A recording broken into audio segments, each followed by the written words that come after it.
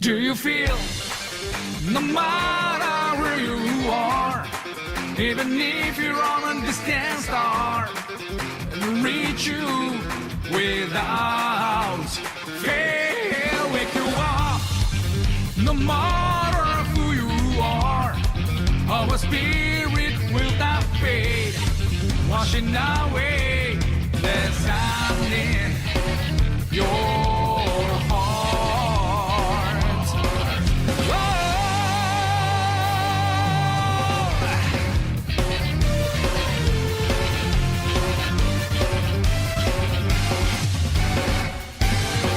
What kind of joy is our destiny? Having to fight to truly get each other. So stop with those empty words. Show who you really are. And don't forget that love is what does it real. Burning souls, no matter how far you are, our bond will just survive.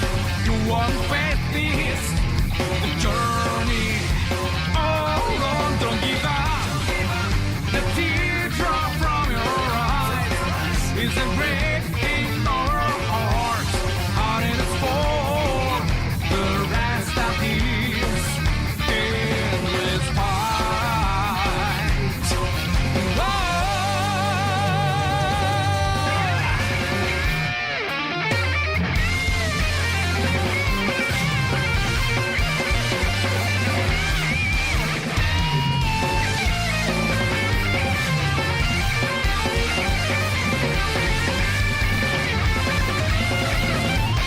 This is our burning soul, do you feel it? Our bodies might have lost ability to paint the clothes, but our battle is not over. Yeah, fighters hate, our strength might fade away, but our love will keep its flame, a flame that will stand for.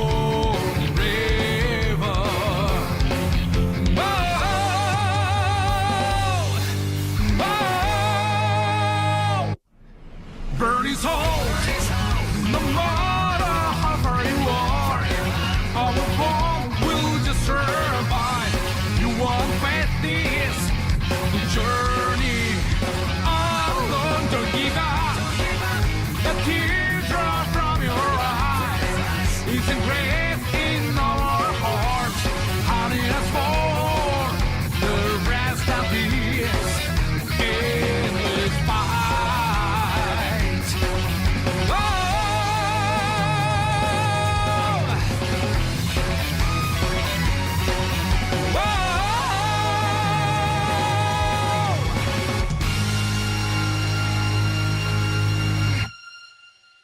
Do you feel, no matter where you are, even if you're on a distant star, it'll reach you without fail. Wake you up, no matter who you are, our spirit will not fade, washing away the sound in your heart.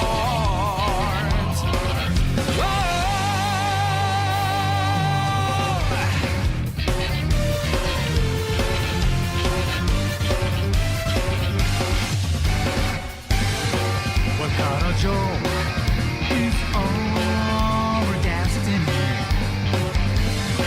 Having to fight to truly get each other. So stop with those empty words. Show who you really are. And don't forget that love is what does it real. Burning souls, no matter how far you are, our bond will just survive. You won't face this, the journey all on. Don't give up. The teardrop from your eyes is a breath in our hearts. How did it fall?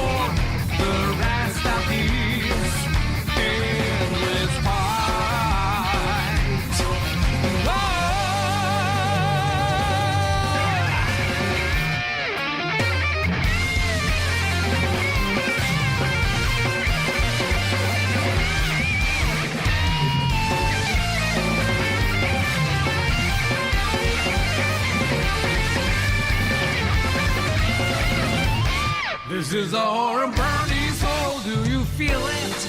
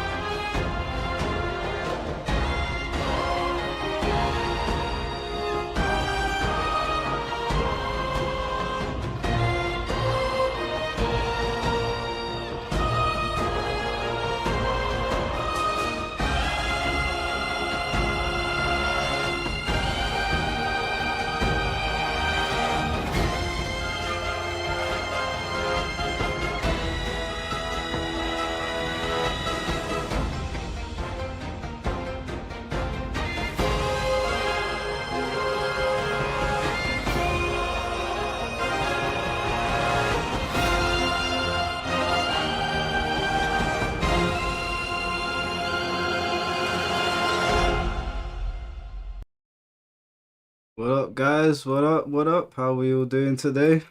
We all well rested? We all feeling a little bit parched after Tekken 8?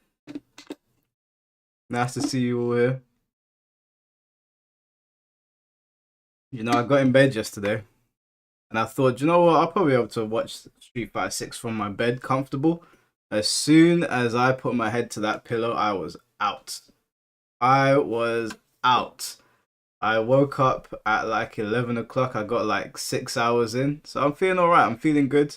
Haven't eaten yet, but yeah, Sleepy Hollow's gone. I'm bright and awake for this. So I'm very excited to see what they show us now. Whilst we're waiting for that, for those of you that have not seen, Virtua Fighter 6 actually dropped a reveal this morning.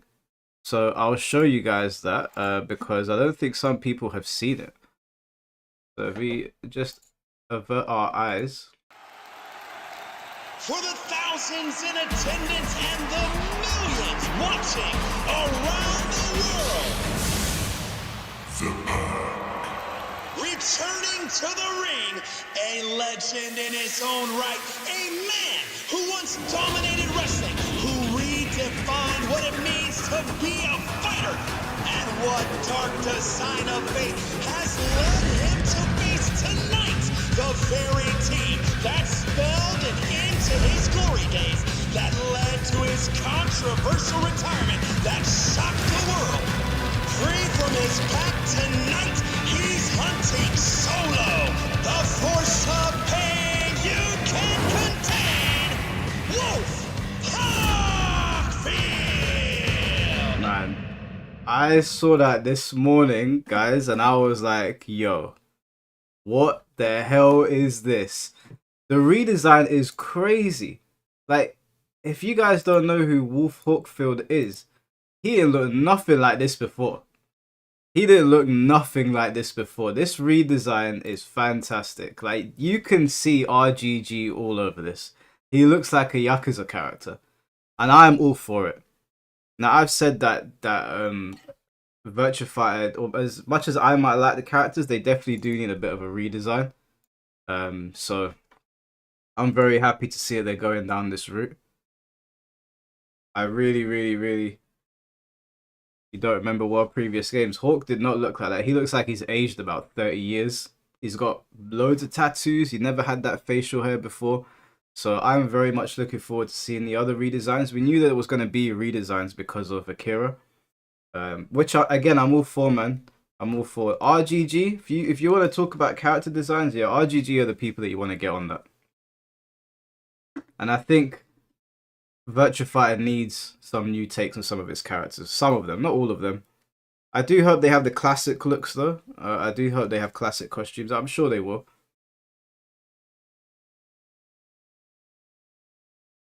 I hope this direct is at least an hour long. You know, we get a nice bit of let me like their stream for them. Gives me Batista 2008 vibes. Yeah, it does have that look to it, doesn't it?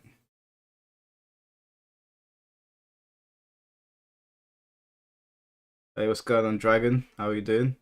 Nice to see you all here. Thank you for posting pictures of me sleeping, guys, all over the place. So I can't escape them. So I might as well just post them up myself. I do like the announcer as well. I like the whole WWE entrance. I thought that was really sick. We're definitely gonna get some Yakuza guest characters. Yeah, there's almost no way they're not going to have Yakuza in this, especially because in Yakuza you can play Virtua Fighter. If any of you have played the games before, you can go over to the arcades. You can sit down, play some of the old Virtua Fighter games, and actually like go through the whole arcade mode. I played through all of Virtua Fighter 2 and I think Yakuza 6 maybe. So yeah, it would be tone deaf to say the least if they didn't have Yakuza characters in it.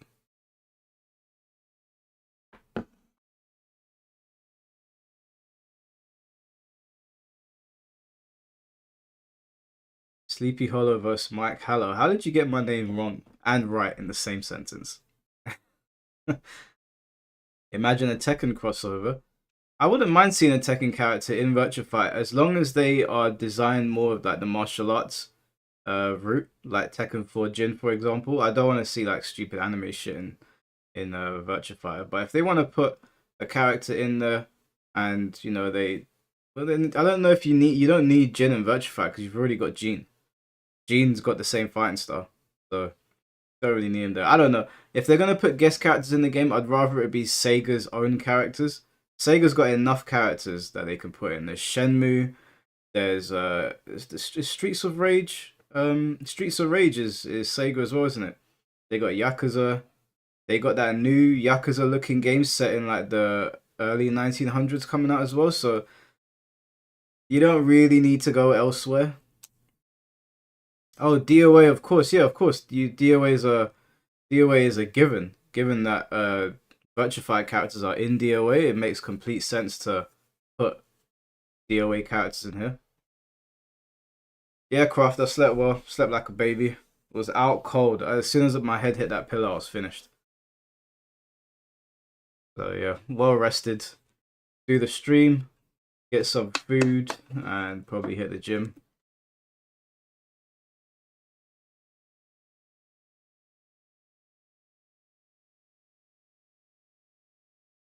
Morning, Dana. What's going on, Immortal Soul? Did you not see King Jay's reaction yesterday to the Fahkumram reveal and Ayo Richie? No showdown today. We'll see in it. We'll see. I don't know because I'm really trying to like make sure I get 2 workouts in a day.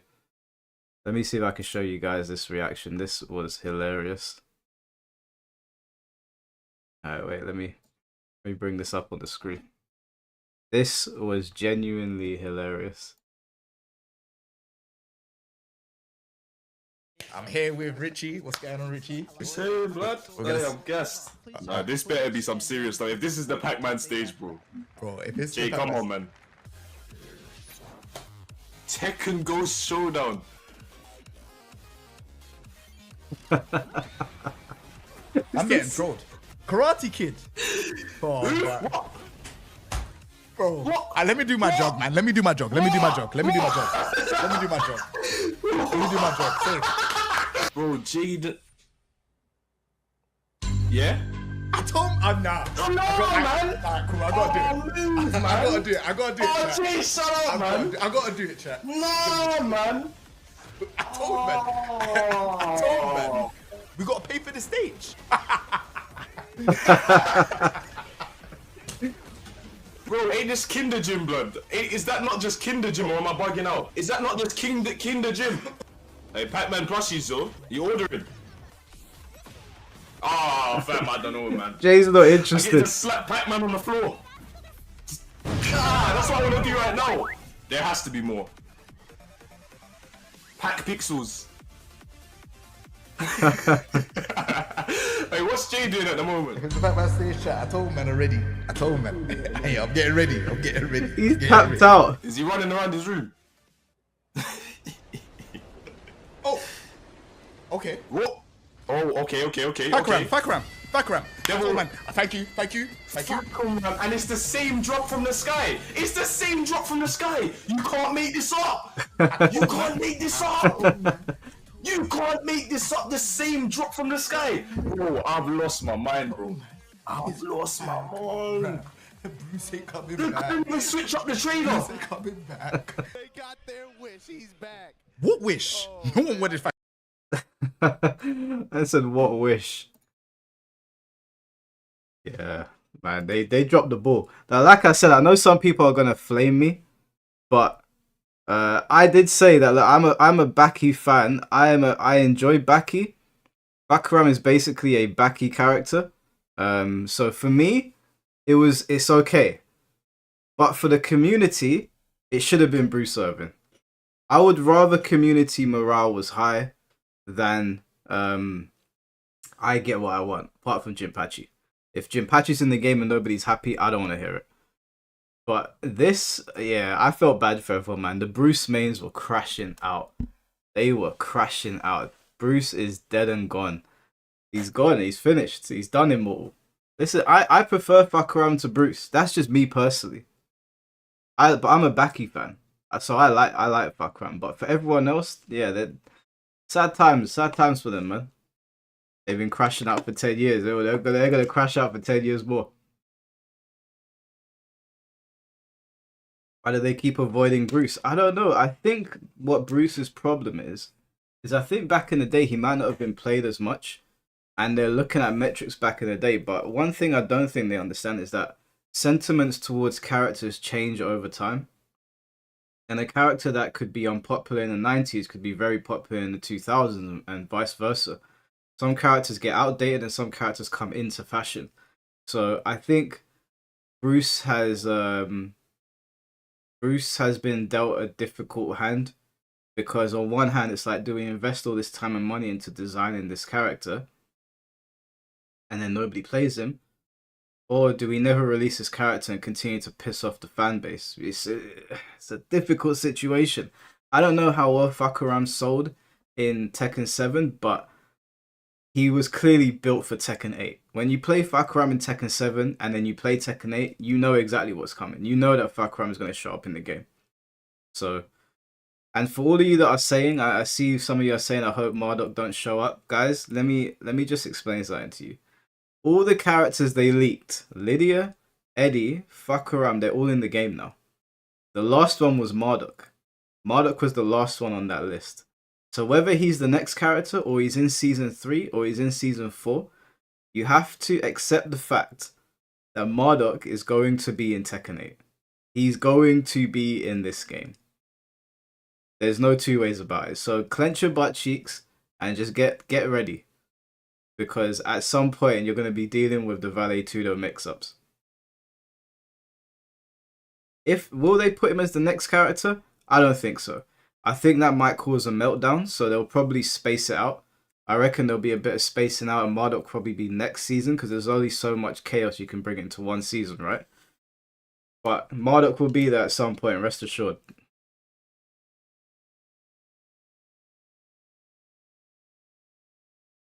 But yeah, Bruce mains, put the sword down. Now, if it's Kunimitsu, I will crash out on stream. If it's Kunimitsu, Lucky Chloe, Katarina, Gigas, who else? Those characters, I'll crash out on stream. That has to be Brain Dead Picks 101. Has to be. If they want to make some money, then they want to put Ancient Shinoga. I would say go for Ancient Shinoga. He is the obvious and the safe pick. There's references to Ancient Shinoga all over Tekken 8. There is a full character model in the story mode of Tekken 8. People like Ancient Shinoga. He's been gone for some time as well. That's the safe bet.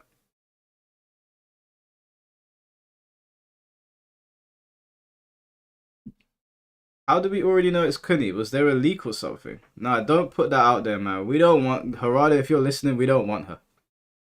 We don't want Kunimitsu. Ogre is dead, Mike. Move on. Said that about Jun as well. It said that about Jin. We ain't moving on. I will campaign for Jinpachi and H and Ogre until we get them.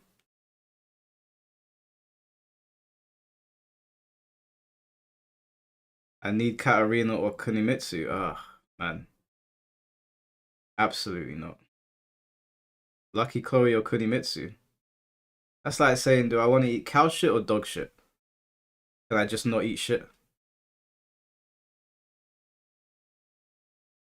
Jinpachi ain't even remembered by new Tekken fans.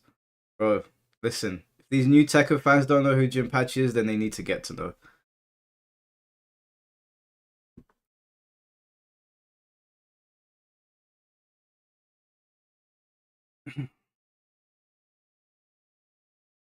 Chat, Mike doesn't like women. I do like women. What are you talking about? As a matter of fact, I prefer the female characters in Virtua Fighter and DOA. Yep. Overall, I prefer the female characters in Virtua Fighter and DOA. I'm more likely to play them. I don't really like the ones they got in Tekken. What, Lily, Ballerina, Asuka, Character Identity Crisis. I don't know what they're doing with her. Reina's cool. Reina's cool, but I can't bother to learn a Mishima. Nina. I mean, Nina's iconic, but I'm never going to play her. Same with Anna. Jun. I might have considered Jun before she went full anime. Why did you do a video so close to your stream? Well, because the news was fresh and I was like, just put it out there, you know. Because not everyone comes to the streams, right? But thousands of people watch the video, so... Video's there, innit? You can watch it afterwards, or you can watch it now. If they brought Michelle back, I'd probably play Michelle. Michelle's a character I wouldn't mind playing. Unknown is a character I'd play. Julia? No thank you. Put her mum in the game. I'll play Michelle. Michelle's from the era of Tekken that I grew up playing. Hey, what's going on? I am OP. How you doing, bro?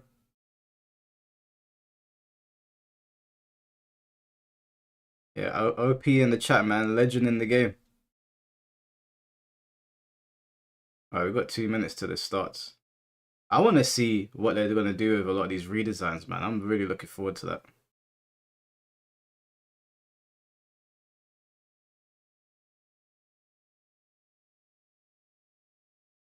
I recovered from the GTS, yeah, man. I was slumped on stream yesterday. I'm so sorry, guys. Gonna make an edit on the Fahkumram roast on Tekken 8, man.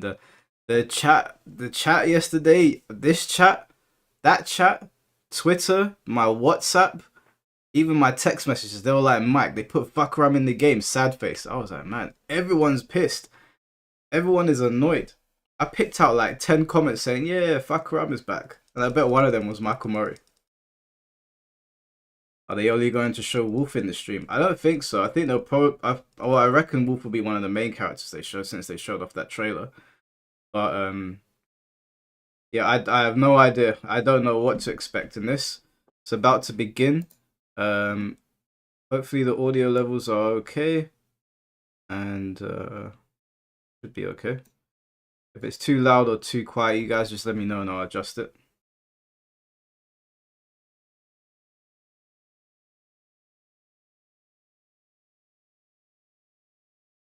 You want them to show Kagemaru? That would be... I want to see the redesign on that. I think they're going to redesign everyone. I think this game's going to come out looking fresh. It's going to have a proper... Like we saw with that trailer just now. It looks like RGG is like... You can see their influence on the character straight away.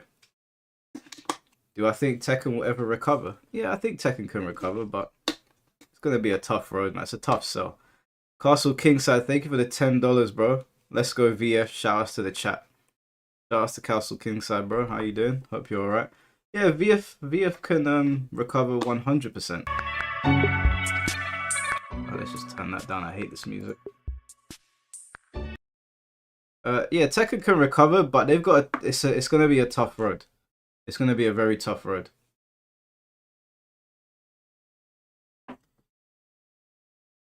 They need to fix the game first, and then people will be more willing to accept things. But the game is in such a dire state and then you come out on stage looking apologetic, and the first thing we see is an update to Ghost Battle.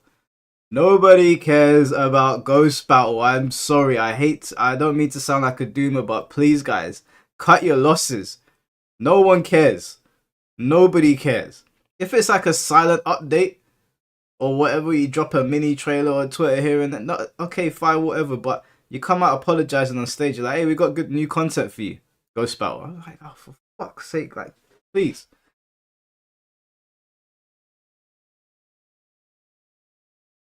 Fate talking not good thing about you. I will deal with Fate another time, man. We're here to have fun with Virtua Fighter. Leave that old twat and do whatever he wants.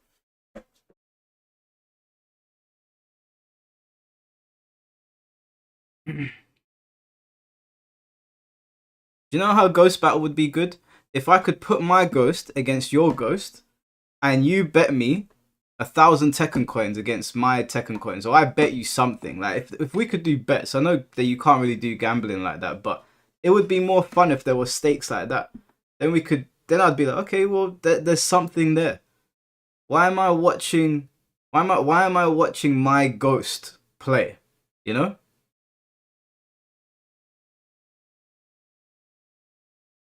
Ghost gambling would be sick.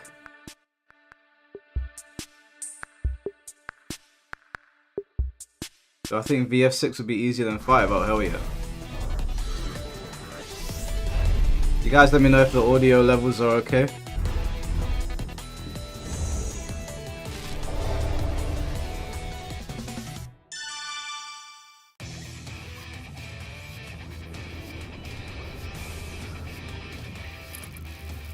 Oh, let me move my ニュ camera ーバ out ー of チャ the フ way. ァイタープロジェクトプロデューサーの山田です。こんにちは。レガシーバーチャファイタープロジェクトプロデューサーの青木です。本日はバーチャファイターの最新情報を皆様にお届けいたします。よろしくお願いいたします。早いもので前回の VF ダイレクト2024を放送してからおよそ5ヶ月が経ちました。放送終了後、世界中の多くのユーザーの皆様から大きな反響があり、チーム一同非常に嬉しく思っています。改めてセガを象徴する IP であり、常に時代のイノベーション、リアリティへの挑戦をし続けてきたバーチャファイターを盛り上げるべく、チームの総力を挙げて取り組んでまいります。今後もよろしくお願いします。まず私からニューバーチャファイタープロジェクトに関する最新情報からお届けします。こちらの映像をご覧ください。 Come on, show us the source. Oh, it's the trailer. Alright, cool. Let's see it again.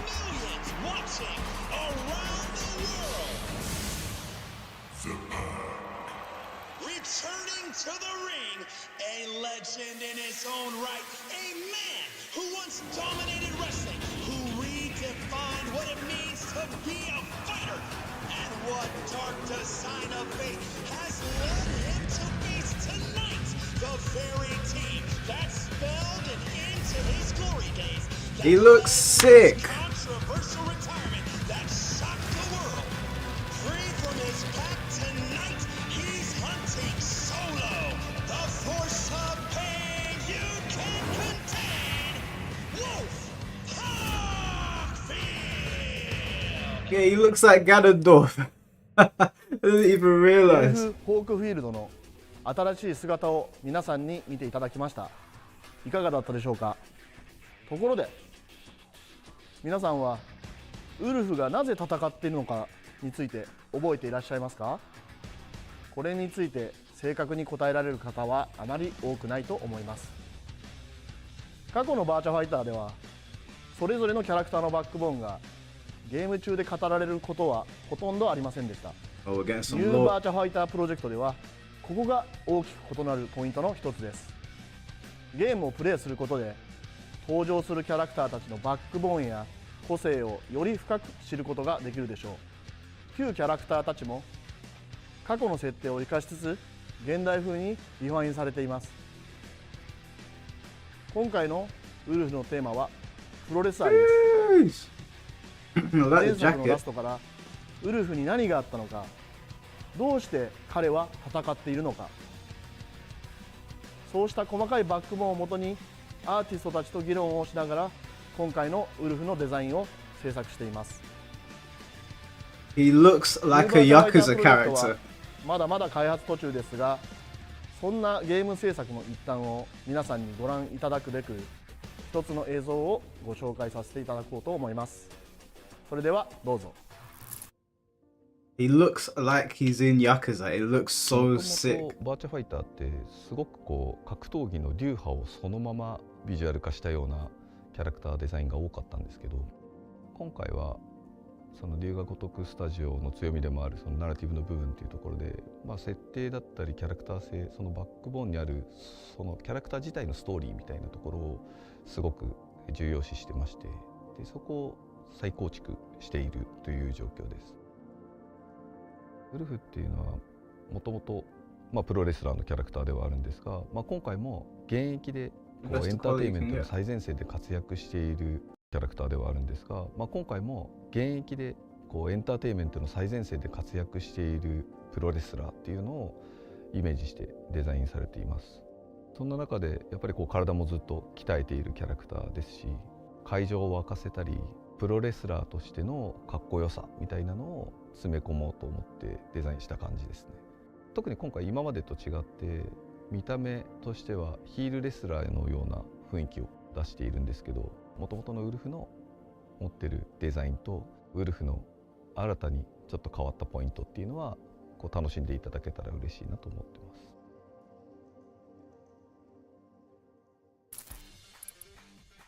ニューバーチャファイタープロジェクトに関する最新情報はいかがだったでしょうか。1月28日に発売したバーチャファイター5レボは世界中の多くの皆様にプレイしていただいており、各地域でのコミュニティ大会やイベントも開催いただき大変嬉しく思っております。さてここからはレガシーバーチャファイタープロジェクトに関する最新情報をお届けいたします。まずはこちらの映像をご覧ください。どうぞ。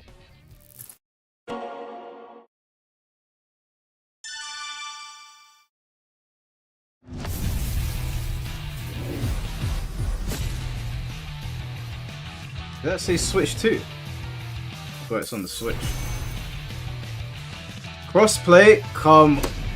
We're in there. Let's go.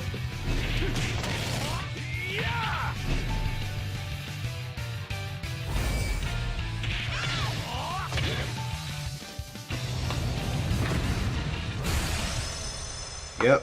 Alright. That guys, Virtua Fighter streams 皆様大100% 変お now. 待たせいたしました。Steam 版バーチャファイター5レボの PlayStation 5、Xbox シリーズ XS、Nintendo Switch 2での発売が決定いたしました。バーチャファイター5レボの発売以降、バーチャファイター公式ディスコードなどを通じて多くの皆様からマルチプラットフォーム対応の声をいただきました。開発チームとしてもバーチャファイター5レボをあらゆるプラットフォームで楽しんでいただきたいと考え、今回の発表に至りました。That is so sick. 本作をマルチプラットフォームで発売するにあたり、プラットフォームを超えたクロスプレイにも対応予定です。Solid. そしてクロスプレイをよりスムーズに楽しんでいただけるよう、Steam 版で実装していたロールバック機能をすべてのプラットフォームで対応いたします。その他にも Roll back on the ただの記憶に Switch. とどまらないよう What な time to be alive? さまざまな追加コンテンツを予定していますので、今後の続報をお待ちください。全世界のユーザーとあらゆるプラットフォームで白熱のバトルをぜひお楽しみください。続いてバーチャファイターシリーズ初の公式グローバル大会、バーチャファイターオープンチャンピオンシップの続報です。こちらの映像をご覧ください。This is very good news.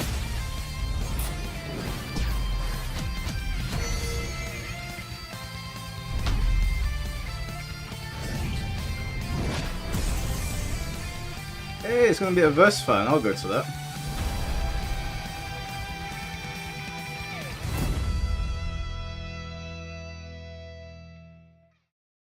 映像をご覧いただいた通り、バーチャファイターオープンチャンピオンシップは優勝賞金10万ドルをかけたバーチャファイターシリーズ初の公式グローバル大会です。世界中の皆様にご参加いただき、グローバルで盛り上がる大会にすべく、北米、欧州、日本、アジアの4地域でオフライン・オンライン予選大会を開催いたします。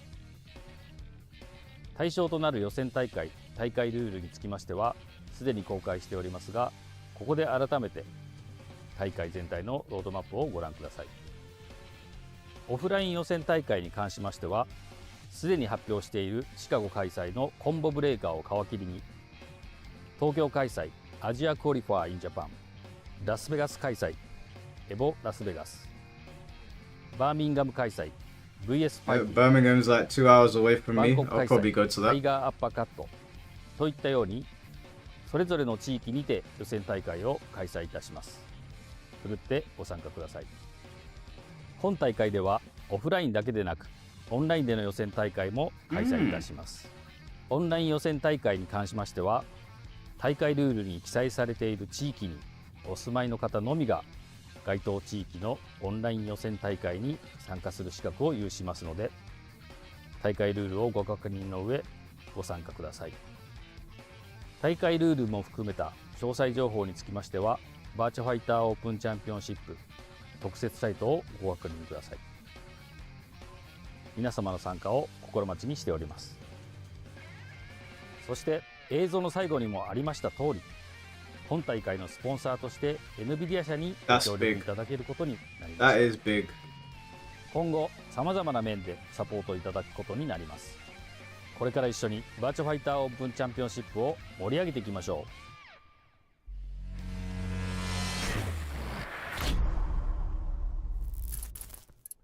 最後にグッズなどバーチャファイターの周辺展開に関するお知らせです。先日歴代キャラクター総選挙で Ooh, 1 those 位に are quite 輝いた nice. VF5 アキラの T シャツを発売したところご好評をいただきましたので、新たに3種類のデザインを追加で発売しました。 Amazon で発売を開始しておりますので、ぜひチェックしてください。 Wait, they're not ending 続 it いて now, are they? ゲーム楽曲のストリーミング配信についてのお知らせです。 Apple Music や Spotify などの音楽ストリーミングサービスでバーチャファイターの楽曲をお楽しみいただけます。今回新たにバーチャファイター e スポーツプレミアムミュージックコレクション、 No, バーチャファ surely イタ not. ー 30th アニバーサリーサウンドトラック The Creators Picks の2つのアルバムを追加しましたので、お気に入りの楽曲をお楽しみください。 No, please, guys, don't do this. Please don't do this. VF ダイレクト2025スプリングは No いかがだったでしょ way. うか。バーチャファイターシリーズをさらに盛り上げるべく、今後もさまざまな取り組みを行ってまいりますので、引き続きよろしくお願いいたします。次回はコンボブレーカーでお会いしましょう。ニューバーチャファイタープロジェクトはシリーズの DNA を踏襲しつつ新しいチャレンジを進めています。その道のりは困難ですが、ファンの皆様の期待に応えられるよう全力で取り組んでいます。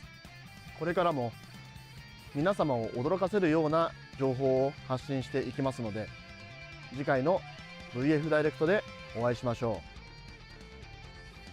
う。 There's no. Pull the camera back in. There's. What's this?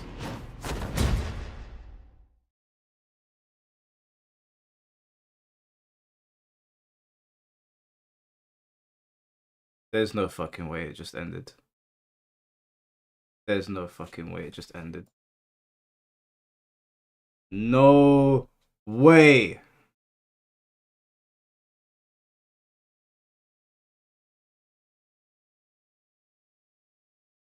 Oh my god, what is wrong with these? Listen, okay, wait, okay, wait, let me stop. Wait.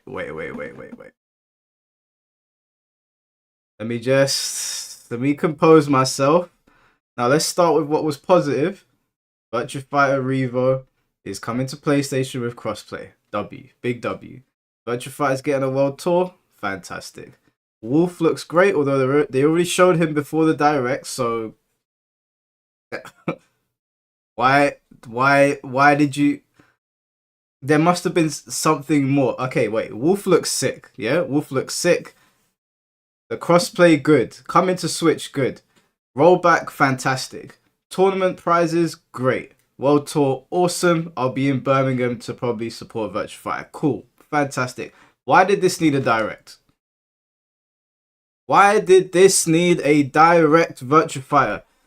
If there's one thing that Virtua Fighter has not done well since they announced the new one, is that the marketing around it.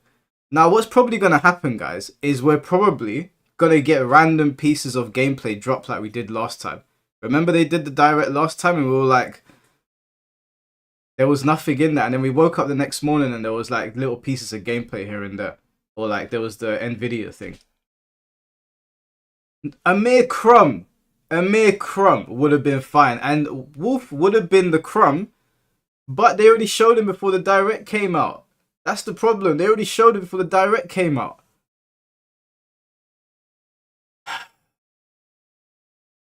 We just wanted a crumb. We just wanted a crumb. I don't know what to say. Like, I'm excited. The game looks great. It looks like it's in good hands. RGG look like they're going to do right by the game. But that wasn't a direct. Like, what I would say to the Virtua Fighter team and what I would say to Sega is if you want to do a direct, watch how Nintendo does it or watch how PlayStation does the State of Play. Yeah, because that's not a direct. You could have just dropped that video on YouTube. It didn't need a live stream. Yeah. I don't know what to say. But, do you know what? The game looks very promising. It looks very, very promising. It looks like some real love is going into it. RGG don't miss. I don't think they've ever missed. What's going on, Jay? Bro, I don't know what that was. I don't know what that was. I couldn't tell you. I couldn't tell you what that was.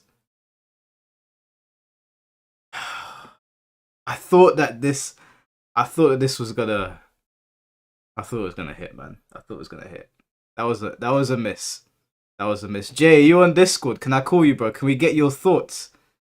Can we get your thoughts on this? Like, can we get your thoughts on Fahkumram as well, since you're here? Can I call you on Discord and bring you into the call? I think everybody wants to hear from you. What did I expect? Well, okay, the problem is, Slim Whopper, is that they showed us Wolf Hawkfield before the direct. So that being shown in the direct without prior knowledge would have been like, yeah, okay, cool. But they showed it beforehand, so it was like, why? It's nothing to write home about. Let me call Jay. Let me see what Jay's saying.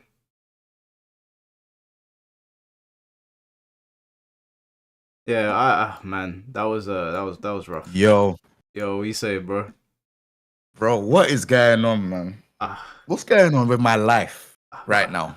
So you rushed home. I stay up late. Sorry to interrupt. No, I stay up late for Tekken 8 to find out information.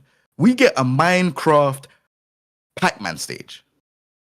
Like, I can't believe what is going on. On top of it, they announce Fahkumram. Like, don't get me wrong.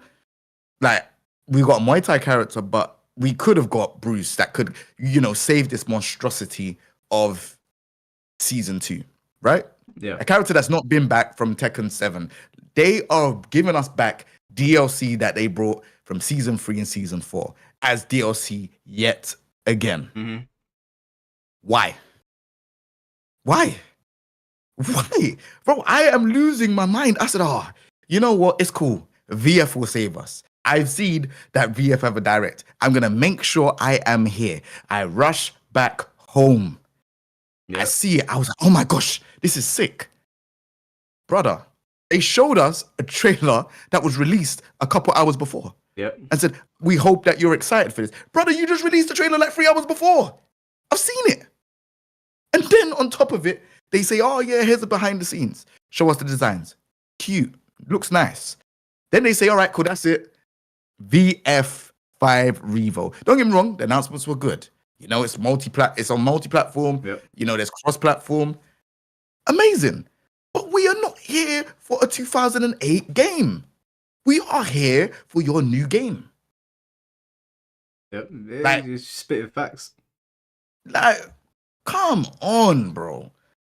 You know what it is, Like- bro? I think that there's a massive disconnect between gamers and the developers, because everything that I've seen from Virtua Fighter 6 looks fantastic. It really looks good, but and I'm not saying they shouldn't focus on Revo either, because it's a good product. I'm okay with them showing us stuff from Revo, but everybody came here for Virtua Fighter 6. Everybody. And to show us the Wolf Hawkfield trailer before the direct made the entire direct redundant. There was no need for it. Bro, why did they do this, bro? I've been saying it for a very long time. Fighting game developers in Japan do not understand marketing. I've been saying it for a very long time. Fatal Fury has got it, right? But even then, they don't have it because the DLC, Andy, they showed that many people are showing gameplay footage, but there's not an official trailer for Andy. What? We don't even have an official release date. Yeah. But you've shown all this Andy gameplay at Evo Japan. What's going on here, please? Can someone explain to me, why do I keep wasting my time with fighting games? They don't get it. Clearly. They don't want to get it.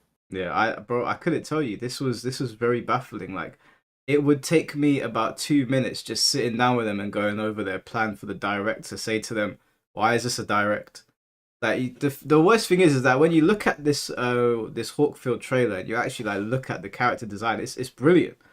It's 100%. incredible what they've done with him. Like when he flexes, like pause, no homo, but you can see that the jiggle physics on his thighs and stuff, like it's there. There's the attention to detail is there. It looks great. They gave him a Batista sword entrance, got the Randy Orton pyro. He looks a bit like Ganondorf. I like that. It's all there. But The fact of the matter is, they're giving the old like aesthetics to like, you know, the old character, which is sick. Like obviously all the legacy characters look way older now. Like Wolf got a beard now. Akira looks older. But bro, we're not seeing no gameplay. This is like, how out of touch do you need to be?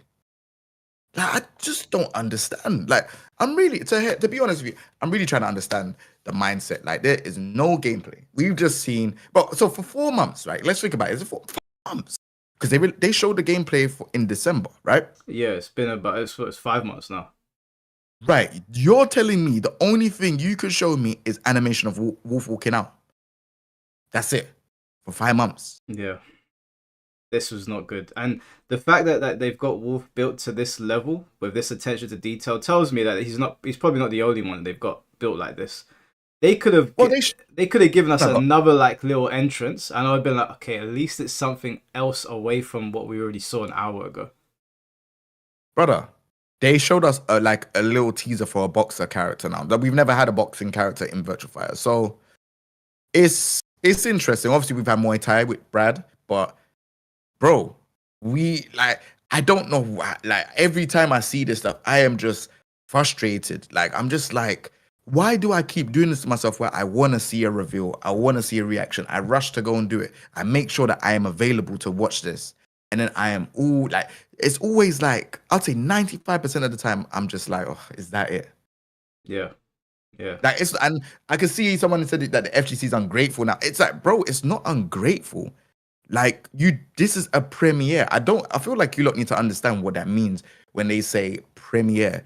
This is like a huge thing. A premiere is not 13 minutes where you talk about a new game and a new character for like 3 minutes and then go and talk about a game that's made in 2008 that now has a remake. You know, it's now been, you know, the graphics and everything's been changed by RGG Studios. And we're talking about like all of those things. And then we're talking about Spotify. Like, I'm not going to go to the gym and play Virtua Fighter music, but it's a cool addition. Yeah, that could be a Twitter post. Your new merch, Twitter post. But this is about a new game. We're trying to be excited. We're trying to support you. Yeah, the thing that I think people need to understand is that it's not the FGC. If you go anywhere and you look at this stuff, WWE is a prime example of this. When they do disconnected things, even if they've had a great card the night before, people will get onto them for what they did that was disconnected. At the end of the day, this is a direct. So even though what we've seen is great, Wolf looks awesome, love the redesign, love the jacket they gave him, love the fact that RGG is injecting some of that Yakuza life into the game and it's going to get its own fleshed out story. That's all great. I'm not here to dogpile VF. Sega's my favorite publisher. It's nothing like that. It's just you got to take it for what it is. This was a direct that everybody showed up for Virtua Fighter 6, not 5. Now, if you want to add Revo in there with the updates, like I said, hearing that it's going to get crossplay, it's on PlayStation, great. Music to my ears, going to do streams for it. But that's not why we came, and they know that, or they should know that. So it's not an indictment of Virtua Fighter, guys. It's not here. We're not here being like, oh, here we go again, attacking the developers. Nothing like that. It's just when you say this is WrestleMania, and I come back to a match on Monday Night Raw, it's like, well, you advertised WrestleMania. Why am I watching something I saw an hour ago? You know, Bro, we haven't even spoken about Fahkumram. Oh my gosh, bro. We haven't even spoken about Fahkumram. Bro. Yeah, go on. Speak about Fahkumram. You know, I've lost all passion for Tekken. Yeah, I feel like any last glimpse of hope is gone. Fahkumram does not represent, to me personally, he doesn't represent what people want to see for Tekken. I'm a huge Muay Thai fan. Huge. I would love to have seen Bruce or Josie. Yes, don't get me wrong, Fahkumram is from Thailand. But can you not read the room of that the DLC is not helping people be interested in the game? Like, you don't think bringing back a returning character that wasn't in Tekken 7 would help sell your season pass? Like, Bruce wasn't around for the whole of Tekken 7. Why is he not in Tekken 8? Like, bring back characters that we have not seen for ages. Like, you lot keep bringing these new characters. You know, you lot keep doing these, like, you know, like, no one cares. Like, bro, no one cares about Fahkumram. Like, you just check Twitter. No one cares. Like, there might be a few people that are like, yeah, they like it. But I feel like they're just trolling at this point. Because I said that I, personally, because you know I'm a Baki fan, right? For me, I said, yeah, I like Fahkumram. I'm going to use him. But for the wider Tekken community, the backlash is, like, it's overwhelming. Like, as soon as they announced him, I went on Twitter, I took a look at what people were saying, and it was overwhelmingly negative. But I was trying to tell people, because they were like, here we go, Mike's doing it again. It's not me. I like Fahkumram, but majority of the Tekken player base don't seem to like him very much, Jay included. Yeah, bro, the thing is people say that they like him, bro. He does guard break stuff. Yeah, guard break stuff. You already know how guard break works in Tekken 8 already. There's a bunch of characters that's doing it now. Brian does it. Yoshi does it. Paul Phoenix does it. There's so many characters that are doing guard break stuff. You lot don't like it. Fahkumram is like, he's the one that does that a lot. He started. So, right. So, and then it's now moved over into Tekken 8, and a bunch of characters are doing it. You lot say that you don't like him, all right? When you lot have to fight against a Fahkumram and he's just guard breaking you against the wall, it's like, come on, man. Someone said, Jay, if Harada calls you now, and I'll say Fak is a great choice. You don't know what I'm like. If Harada calls, you think I'm gonna change because, like, you don't know something funny. I already told, like, I'm cool with Michael Murray, but I already told him I don't like season 1 of Tekken 8 when I went to Evo Japan. Yeah. I already told him. Harada and Michael Murray were there. I was there as well, so. I'm not a shill or nothing like that. This is why when people say stuff like that, I'm like, you really don't know me. My channel is based on me saying stuff what I do like and don't like. Do you know what I'm saying? I've already said I'm disappointed. That's my latest video. Like, but latest video is I disappointed with Tekken 8 Season 2. The new update. Bro, I am just like, what can I do to make myself like this game? Like, what can I do?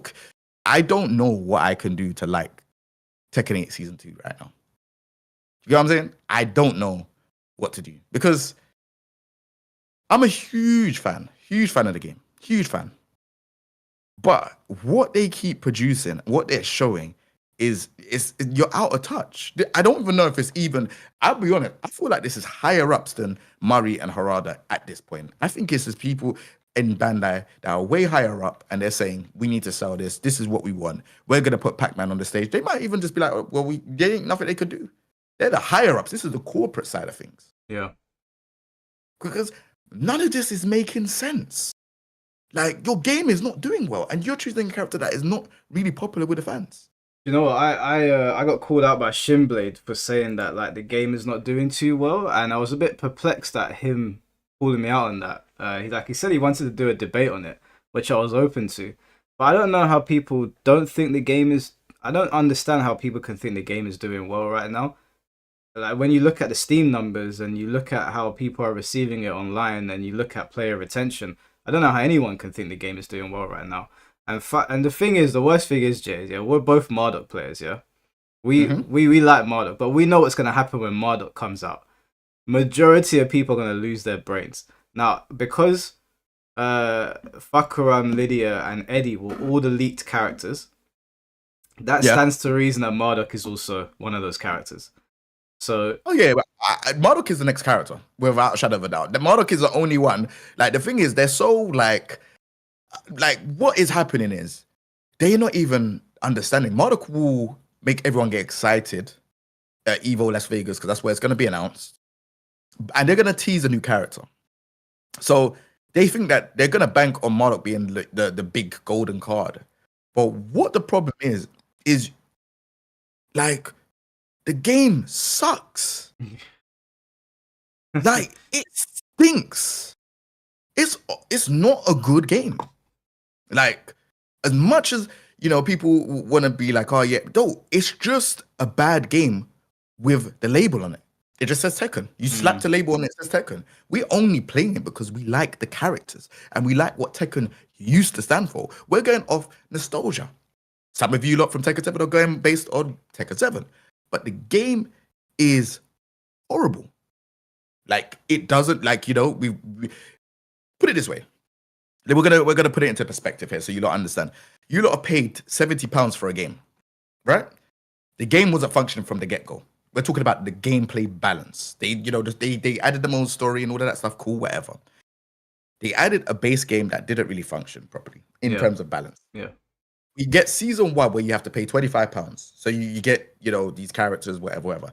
None of the characters really cared. Eddie should have been base roster. The cheek of you adding Eddie as DLC is insane. Right? That's number 1. No one cares about Lydia. Read the room. No one cared about Lydia at the end of Tekken 7. Right? No one cared. Heihachi, you could have brought back later on. Like, you didn't need to bring him back so soon. And Clive. Haha. Let me not talk about Clive. So that season 1 is just whatever. So at the end of season 1, the game still was not functioning balance-wise. It was the best it's ever been in terms of the end, at the end of season 1. Then they released season 2. They just tip it on its head and add +5 to +8 moves on block. Yeah. The game's still not functioning. And then what they do is they add Anna. Now she has this bazooka, grenade, rocket launcher, whatever. And it's like, now she's got a debuff. Now she's doing major chip damage. And it's like, do you lot not understand what you lot are doing here? And then she's got this haircut where, you know, like, obviously it's an acquired taste. I'm just going to say it like that. For me, I don't like it. But it's an acquired taste. So you either love it or you don't. Right? I don't know what they're going on with. But they gave us the old haircut, which is fine. And then they said Pac-Man stage. Now, think about this, Mike. You know, with this stage, you have to pay for this stage, right? I saw your reaction. We were laughing at your reaction with Bayo Richie. Bro, you have to pay for the stage. You have to. I don't think you lot are deep in what is going on here. When we had Tekken 7 Season 4 and they added the Pac-Man stage, that was for free. That was a celebration. They are now saying you have to pay for a stage that looks like Minecraft. Doesn't it look like the Kinder Gym? They've just repurposed it with Pac-Man. They just, bro, there's too many colors going on. It's a mess. We don't, bro, bro, it is a mess. This is not for casuals. This is a mess. It's a design mess. Cool. Then they say, all right, we've got Ghost Showdown. No one plays Ghost. We still don't even have Time Attack. We still don't even have Survival Mode. Do you know what game has that? Fatal Fury. But do you know when they had it? On launch. It is not that difficult to read the room. I promise you. Like, I don't know how many times someone has to shake you and tell you, look, this is what's going on. Yeah. Do you know what the funniest thing is for me? Actually, let me just read these 2 super chats. I'll tell you what made me laugh the most. Castle King said, thank you for the $5. I'm tired of these guys blue balling us with these fake VF directs. Yeah, you and me both, bro. This is the second time now. And Crafty Matt, thank you for the $10. I'm a 48-year-old man. I was baptized in the crucible of the arcades in the early days of the FGC. I follow you because you speak the truth like the old god. Fake praise for a bad game is still fake. Yeah, man, this is the thing. Like, I get cooked on Twitter for, like, me and Jay both. We both get it. Like, we'll say what it is, and you'll get someone saying, oh, you guys are the reason Harada wants to leave, blah, blah. I'm like, no, like, when they came out on stage and they were being apologetic, yeah, I was like, okay, they're standing on stage in front of a Japanese crowd apologizing, kind of a big deal in with regards to, like, what's going on. And I was like, okay, cool. Michael Murray doesn't look like he really wants to be there, but fine. And then they're like, we got some new content for you. And the trailer opens up with Super Ghost Battle. And I was like, there's just no way. There's no way they're doing this. And then it moves on to the Karate Kid trailer. And I thought to myself, the Karate Kid trailer and Jackie Chan, it must be Lei Wulong. It makes perfect sense. He's going to get a Jackie Chan skin, some sort of Karate Kid crossover. It all adds up. And then Fahkumram dropped down. And I was like, there's, I don't know about you, Jay, but for me, I was watching it. I was like, this is all over the place. Bro, we didn't even talk about, you know what thing we didn't talk about? Do you want to have a laugh right now? Did your stream want to have a laugh? Karate Kid. What are they thinking about when it comes to these collaborations? No. Like, brother, how is a representation of a character, Lei Wulong, Jackie Chan, how is Jackie Chan featuring in Tekken 8 before Lei Wulong? How? In what world does that exist? Bro, I'm a Lei Wulong fan. Like, what's going on? No Lei Wulong. No Armor King. No Bob. No Bruce. No Julia. Like, bro, what realm are we in? I don't know what's going on at the Tekken offices. If it was me, do you know what's even worse about this? Is that the character panel was dark blue. And I remember Michael Murray said something like, oh yeah, the colors might give it away. And I was like, when Fahkumram appeared, I was like, what would have am I missing something? Is there something the trunks. The blue trunks. Yeah. I kind of gathered it would have been in Fahkumram. It's either Fahkumram or Bruce. It's either Fahkumram or Bruce, yeah. The trunks. Don't you associate red with Fahkumram a little bit more? Nah, you kind of associate Fahkumram with red because of the taunt. The lightning taunt where his body goes lightning, but like he has blue trunks. It was gonna be either Bruce or Fahkumram or Lei. It was one of those three. So who do you reckon the next one's gonna be? Purple? I think it's either gonna be Armor King or Marduk. I think more than likely Armor King is a favorite, but again, the DLC stinks. It stinks. It's like you go past a fish shop and you just smell stink. That's what this game feels like. It smells. It's smelly. Like Karate Kid all over, plastered all over the stage. Yeah, it might be money, but are you not thinking about your audience? You know the people that that are supporting your game. How are you doing a Tekken World Tour and the game is like this? Did you see the Evil Japan where Claudio was running around doing this 3-level charge move? If you block, then that move was you horrible. guard break. Bro, it's the most insane. Mike, this is the worst I've seen Tekken. Like, I can't explain to you how frustrated and how much I'm just clocked out. I'm just like, yeah, I'll watch it and yeah, I'll react to the stuff. But it's horrendous. Like, there is not that. I'm trying to understand. Are you not trying to sell the game, or like, is this a parody? Like, it's really weird to watch what's going on. Do you know what? Yeah. Do you reckon that Heihachi was meant to be later on, and they panicked and they brought him forward. 100%. So- I've been saying this, and people like I remember people were like, "Oh, but he was planned. He was planned." Cyrus Clive. They said they done it a year ago. Dummy, do you always listen to what they say? Like it's like I don't think people understand how this works. When they say these things, right? Like, oh yeah, this was planned a month ago. This was planned a year ago. This another. I could say to you, like, yeah, this was planned a year ago. What does that mean? I could plan it like tomorrow or yesterday or whatever. What does that mean? Yeah. Like, it's just words. You don't think when someone data mined it, right? Let's just think about this for a second. Someone data mined the game. They said Fahkumram and Marduk was the next characters. I said, we're not getting Fahkumram and Marduk now. We're gonna get Fahkumram and Marduk season 2. Fahkumram was the next character. Did you get what I'm you've trying to- actually called you've called every character so far, haven't you? This is what I'm saying. I said Anna was gonna be season 2 at the start. Anna was season 2 at the start. I also said Fahkumram and Marduk are gonna be here. But I think what's gonna happen is because they know that people have clocked onto this, I think they're gonna switch Marduk with Armor King. And I think that's what's gonna happen. I don't think it's gonna be Armor King anymore. I mean, I don't think it's gonna be Marduk. They're gonna probably have Marduk in season 3 if they do. If it is that way. Yeah, that's what I think is gonna happen. Because if they brought Heihachi forward because they panicked, then I reckon they're gonna look at this backlash to Fahkumram. They're gonna push Marduk back to season 3, and they're gonna bring forward a character that's gonna be well received by everybody. Now, if it was me, this is just I know I'm probably gonna get flamed for this. If it was me, I would say it's purple. Do Jinpachi. Just balls to the wall, do Jinpachi. People go mad. That's what I think anyway. I don't know about you, but I feel like he's the kind of character that would generate quite a bit of hype, even though he is one of those super oppressive characters.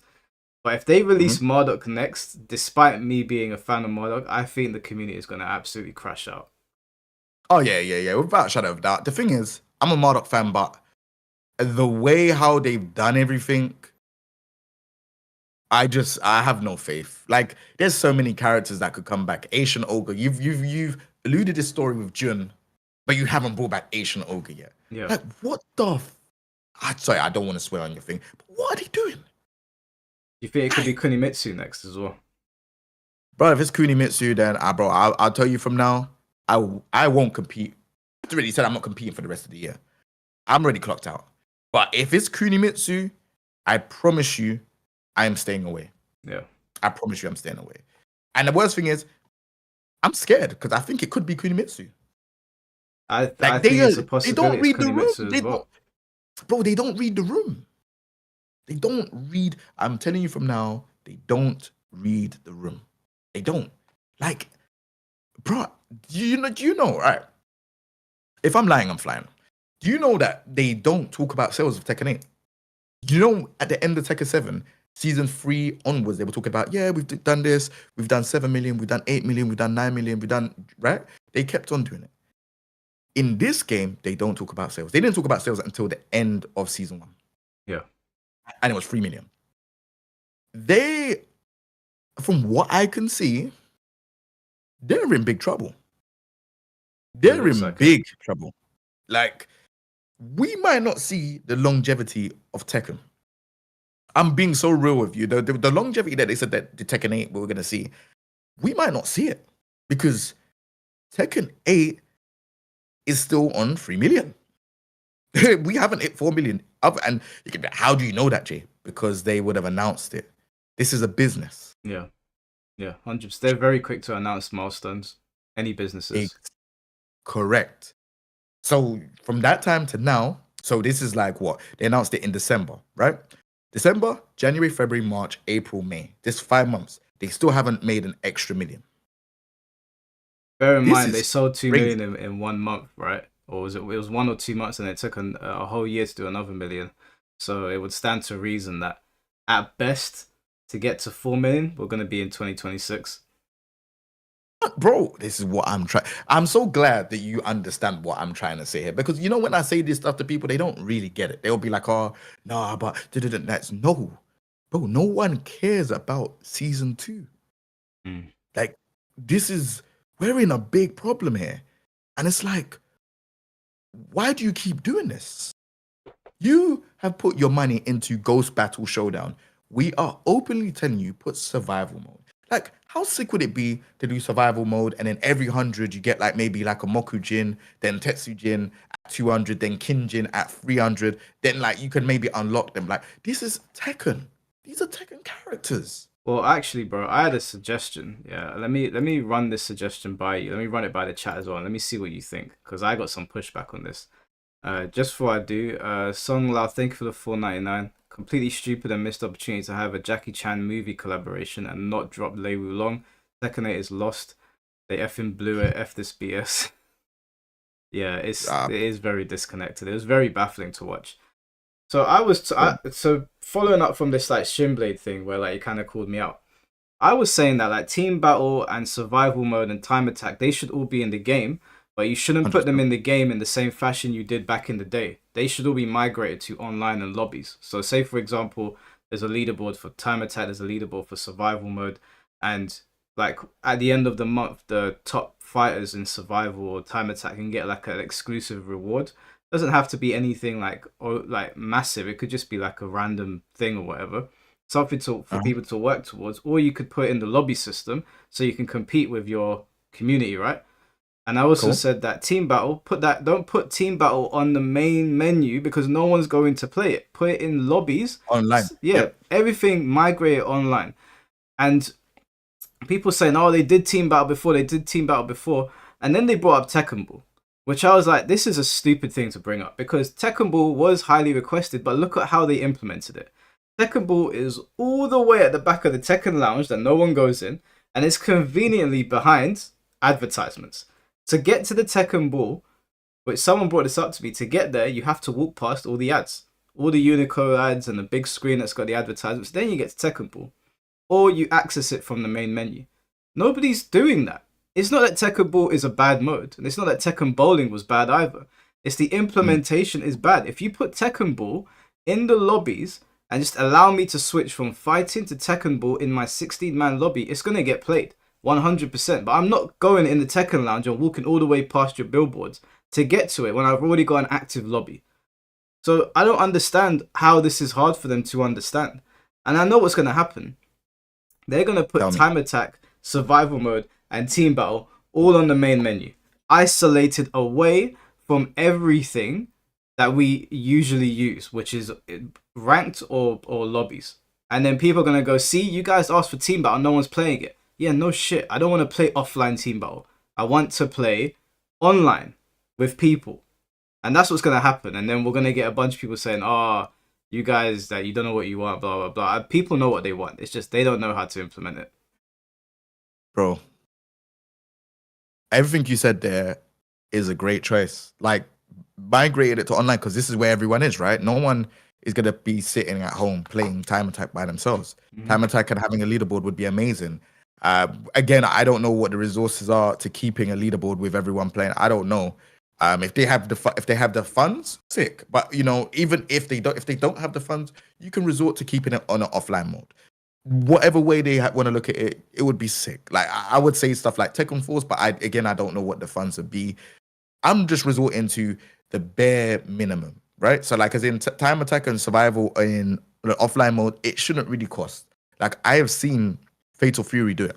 I've seen loads of different games do it. It doesn't seem like it's a hard coding job. I'm not saying that anyone could do it. I can't do it because I'm not a video game person, but you've had it in all these previous games. Why is it now all of a sudden so difficult for you to add it in this game? Like you've had it in, Tekken 3. It's like Tekken 3 is on old game. That's in the 90s. We're in 2025. Yeah. We don't have time attack. We don't have survival. This is modes that we keep suggesting to you. Like, put this in the game. Put the time attack in the game. Put team battle in the game.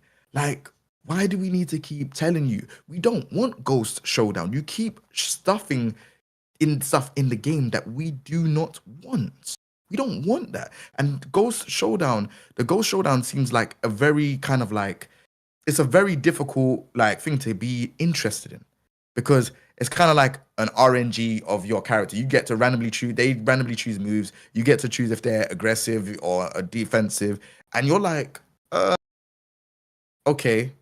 Like, it's very, like, it just doesn't make sense. Yeah, it doesn't make sense. I don't like the fact that people are using like old metrics to talk about a new game.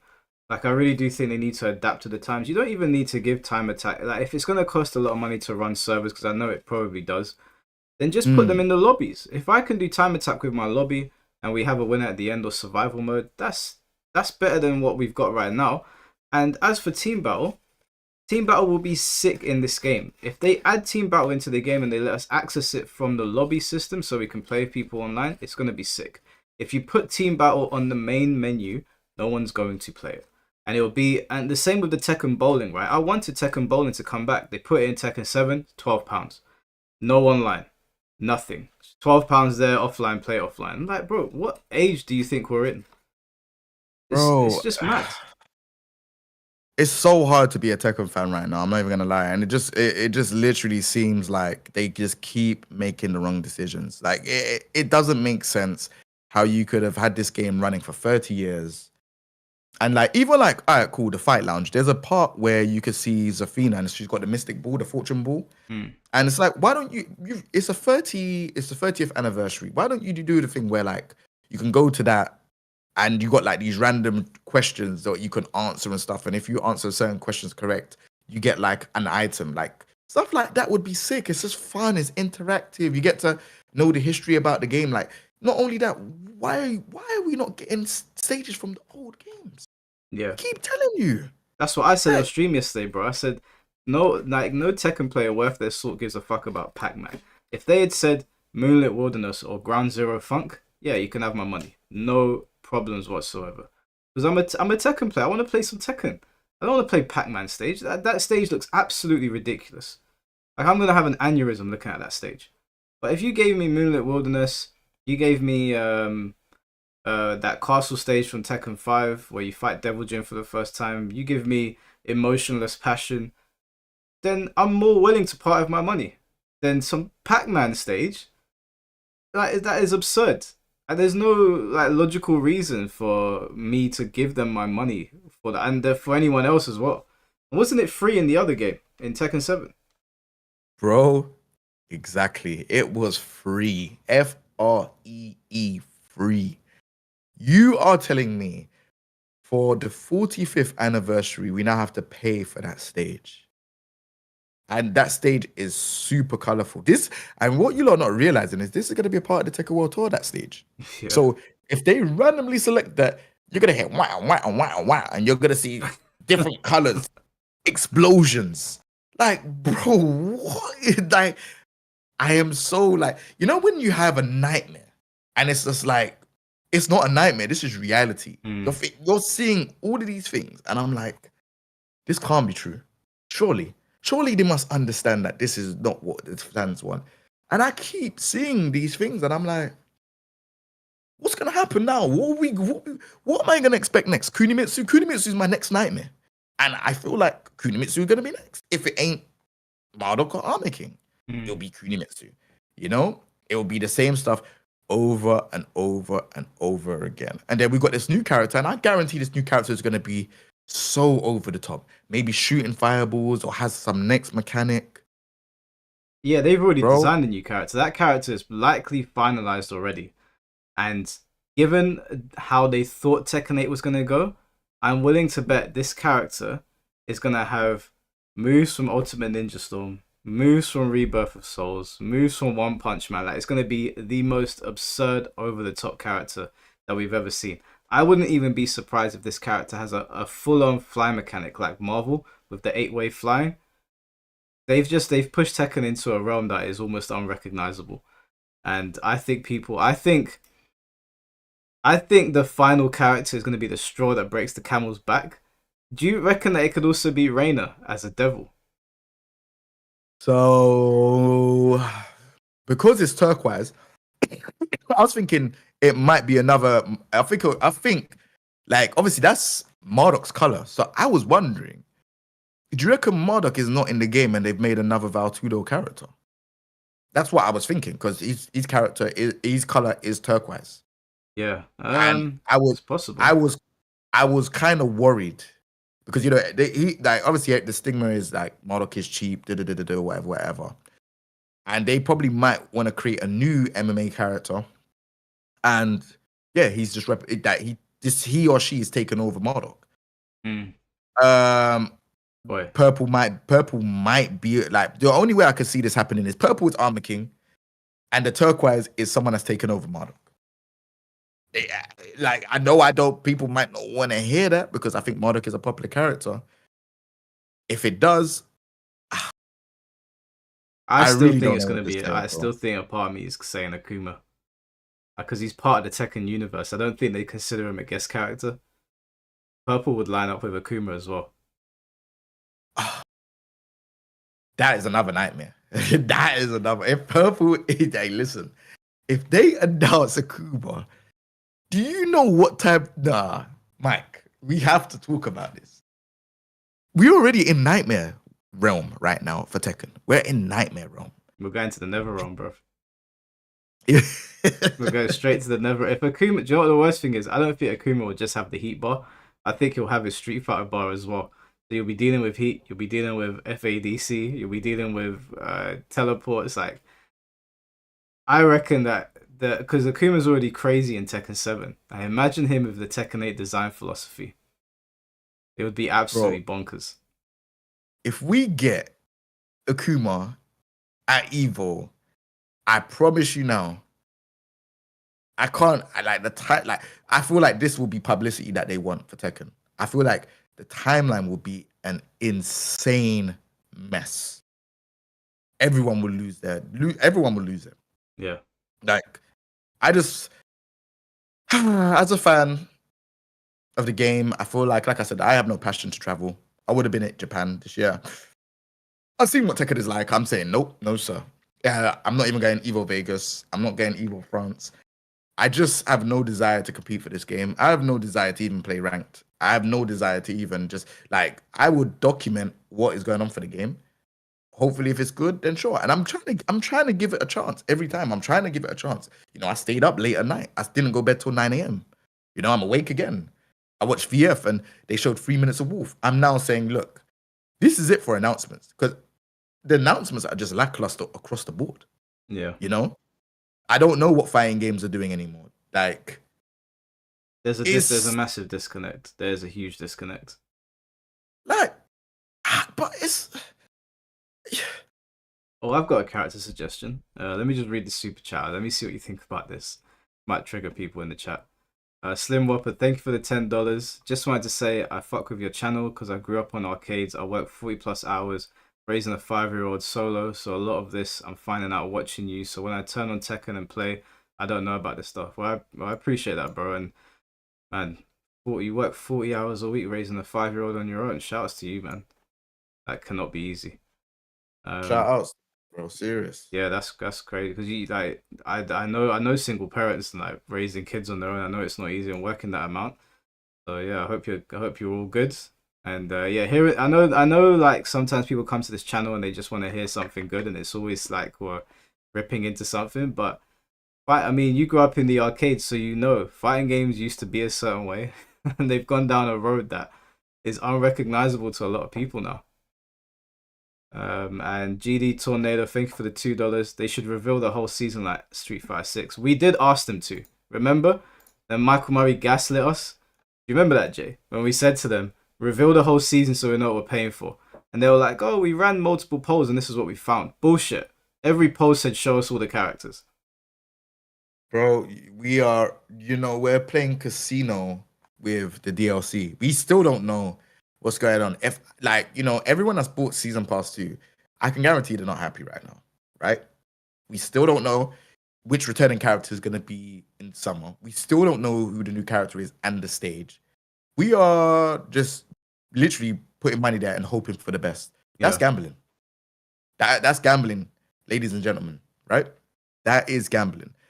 they need, and I'm being so real with you, they need to stop doing that. That is an old way of doing the DLC, and every other game has conformed and said, we're going to do it the new way. Street Fighter 6, Fatal Fury. All these games have started to do it and said, hey, this is the new way how we're going to do it. We're going to tell you all the characters. We're excited. I'm excited to see all the rest of the characters for Fatal Fury. Like, it's good way of doing it.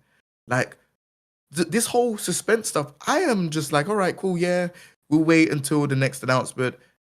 But we get disappointed every time. Every time. Yeah, I didn't buy the season pass. I'll just buy characters individually if I want them.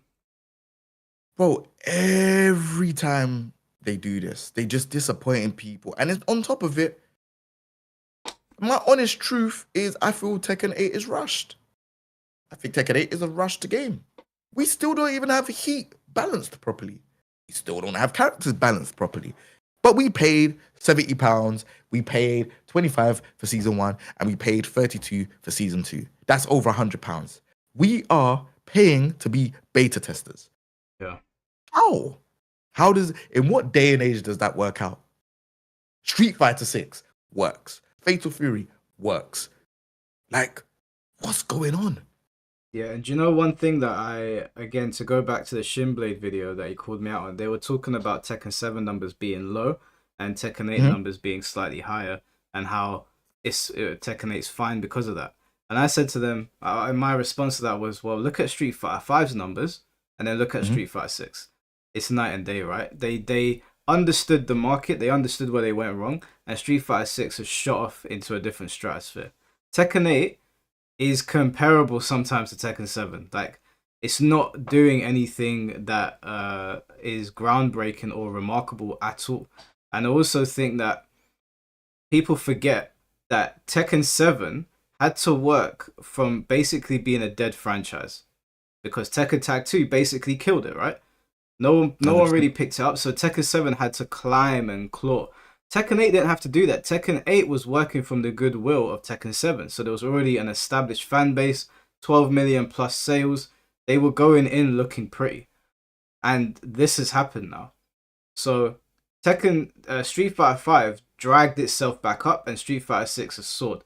Tekken 7 dragged itself up from Tekken Tag 2, and then Tekken 8 face dived. So I don't know why people are saying, oh, let's look at Tekken 7 numbers. They're not looking at the whole story. Tekken 8 should be doing astronomically better than what it is now, and it's fumbled. And I think that's a direct response from the player base to say, we don't like all this bullshit you put in the game. Bro, they're not, bro. I'm so speechless, like, of what is going on with the game. Like, as a hardcore, like, fan, player, whatever, creator, is seeing this stuff. It's disheartening every time. It's just like, oh, okay, I'll expect them to do something good. Like, I haven't been wowed by Tekken 8 at all.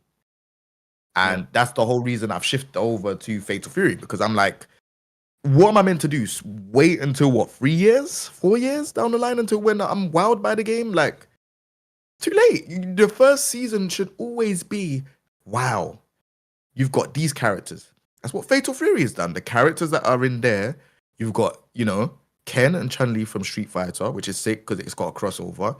You got Andy and Joe, who are like they're kind of like the main roster characters for Fatal Fury in Terry Bogard's timeline of it. And then you've got Mr. Big from Art of Fighting. That's a very, very good season pass. And it's free. Yeah, it's free. Like, what are we doing here? Well, like, it's just not making any logical sense. And then we got Tekken where Heihachi's already in the game. Like, bro, you had Reina. Like, it was so sick having Reina there. And, like, Heihachi's dead. That could have been done, like, maybe 2 years down the line. Heihachi could have came, or 3 years down the line. Like, that could have been fun to see him later on. But what I think has happened is, I don't think the Eddie and Lydia sold the DLC. And I feel like they were doing damage control with the leaks. And they switched characters. Yeah. But it's just like, it's crazy. This guy says go back to Fatal Fury. It's like, sure, your game is not working. And I've played Tekken for a very, very long time. Tekken is not working. You could say go back to Fatal Fury. That's cool. But at least Fatal Fury works. And at least when there's problems with Fatal Fury, they patch it the next day. I do like how people get very tribal about games. Like, you're playing out an issue and someone's like, go back to Fatal Fury, like it's a postcode or it's like some sort of gang war. Like, what are you, 10 years old or something? It's crazy. It's so dumb. It's so ridiculous. Like, people are talking about a video game and people are talking about like it's gang wars. Like, how old are you? Like, be for real. Like, there's clear issues with Tekken 8. That is why Michael Murray and Harada came out on stage, apologized, said we hear the criticism because they understand that they fumbled. Yeah. So whether you're telling Jay to go back to Fatal Fury, whether you're telling me to piss off the DOA, like, you need to understand what's going on here. They came out on stage. A Japanese developer came out on stage and apologized. That does not happen. Japanese developers apologizing in general doesn't really happen. Okay, so there's clearly a big issue here. If you want to put your head in the sand and pretend like there's not a problem, you go ahead and do that. But the rest of us with eyes that don't walk around with shit in them are going to tell people exactly what's happening here. If there wasn't a problem with Tekken 8, he would not have walked out on stage and done that.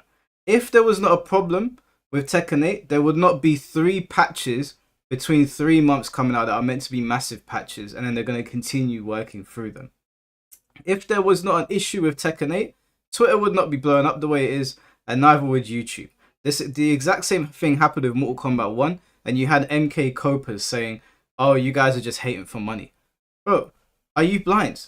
Like, MK1's in a better spot. It's in a much better place now. But when the game was young and it just came out, it was shit, okay? It was rubbish. And you call it out and you got people talking like it's gang wars. Like, grow up, okay? I'm not out here cussing anyone's mum. I'm not out here saying go back to your country. I ain't saying something crazy. I'm talking about a fucking video game.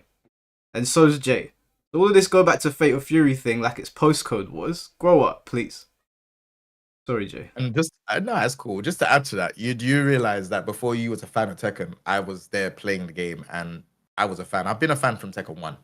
So when you not say go back to Fatal Fury, it's like, bro, I was a fan for Tekken when it first came out on that brick PlayStation 1. So it's a bit silly to say go back to Fatal Fury. It's just, it doesn't even make any sense. I can't even take that remotely serious or even be upset. It's just like, bro, some of the people saying that were not even born when we were playing Tekken. It's just silly. That's how old the franchise is now. Like, we started on Tekken 1. Some of these people started on Tekken 7. So, and again, it's a video game, guys. It's a video game. Sometimes that version of the game will release and it won't be good and people won't be into it. Like, you know, Mortal Kombat's had its ups and downs. DOA had its ups. You're going to tell DOA fans because they were unhappy with DOA 6 that now they're haters. DOA 6 changed a lot of things fundamentally and they've all been outspoken about that, but now they're haters. Oh, go play another game. Like, do you know what? If you want to suck at the teat of the $1 million corporation, by all means. But I'm not interested in doing that. I can see the problem. We're calling the problem on what it is. It is what it is. I'm sorry. I hate to break it to you. If a video game is... If you're one of those guys that like buys anime waifus, but Tekken is the equivalent for that, the waifu pillows, I'm sorry. But we're just going to tell you how it is. And this is how it is. That's why Harada was on stage. Harada actually apologized, and man, they're like, yeah, Tekken 8 is the best game. Like, you have to be trolling at this point. I can't, that's what I'm saying. Everything you say, I cannot take it with even a pinch of insult. When you see 2 developers come on and say, look, we apologize. They know they messed up. It doesn't make any sense. We're just, like, again, like I said, we're not the shills of this game. Like, I can see what's going on. I've said it from early. I said I don't like the game. There's a lot of issues with the game.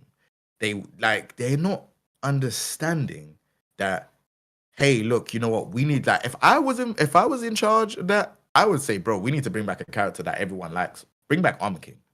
Like, Armor King would kind of like, I know the game is not doing great, but Armor King would I would say, would soften the blow. Right? The game is in a bad state. Bring back Armor King. Yeah, it will keep everyone quiet. Not quiet, but it will just kind of settle them down. Fahkumram is not doing that. Fahkumram is a bully in Tekken, and he's gonna cause even more problems. Yep. Even more problems. So this is why I'm trying to say to you, like, you lot are sitting there and you lot are like, oh yeah, the game is good or whatever, bro. I cannot lie to you. I'm waiting for the game to get good. But I cannot do another year. Like, I done a year of Tekken 8 Season 1, and I didn't like it.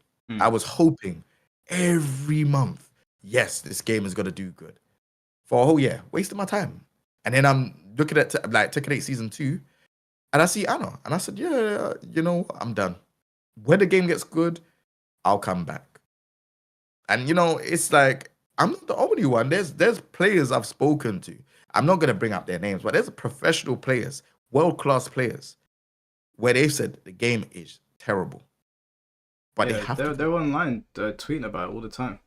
Look at Nee. Exactly. He tweeted directly at Harada saying, why is the game like this? The game's not fun, this, that, and the other. This is the world champion tweeting at Harada saying that as well.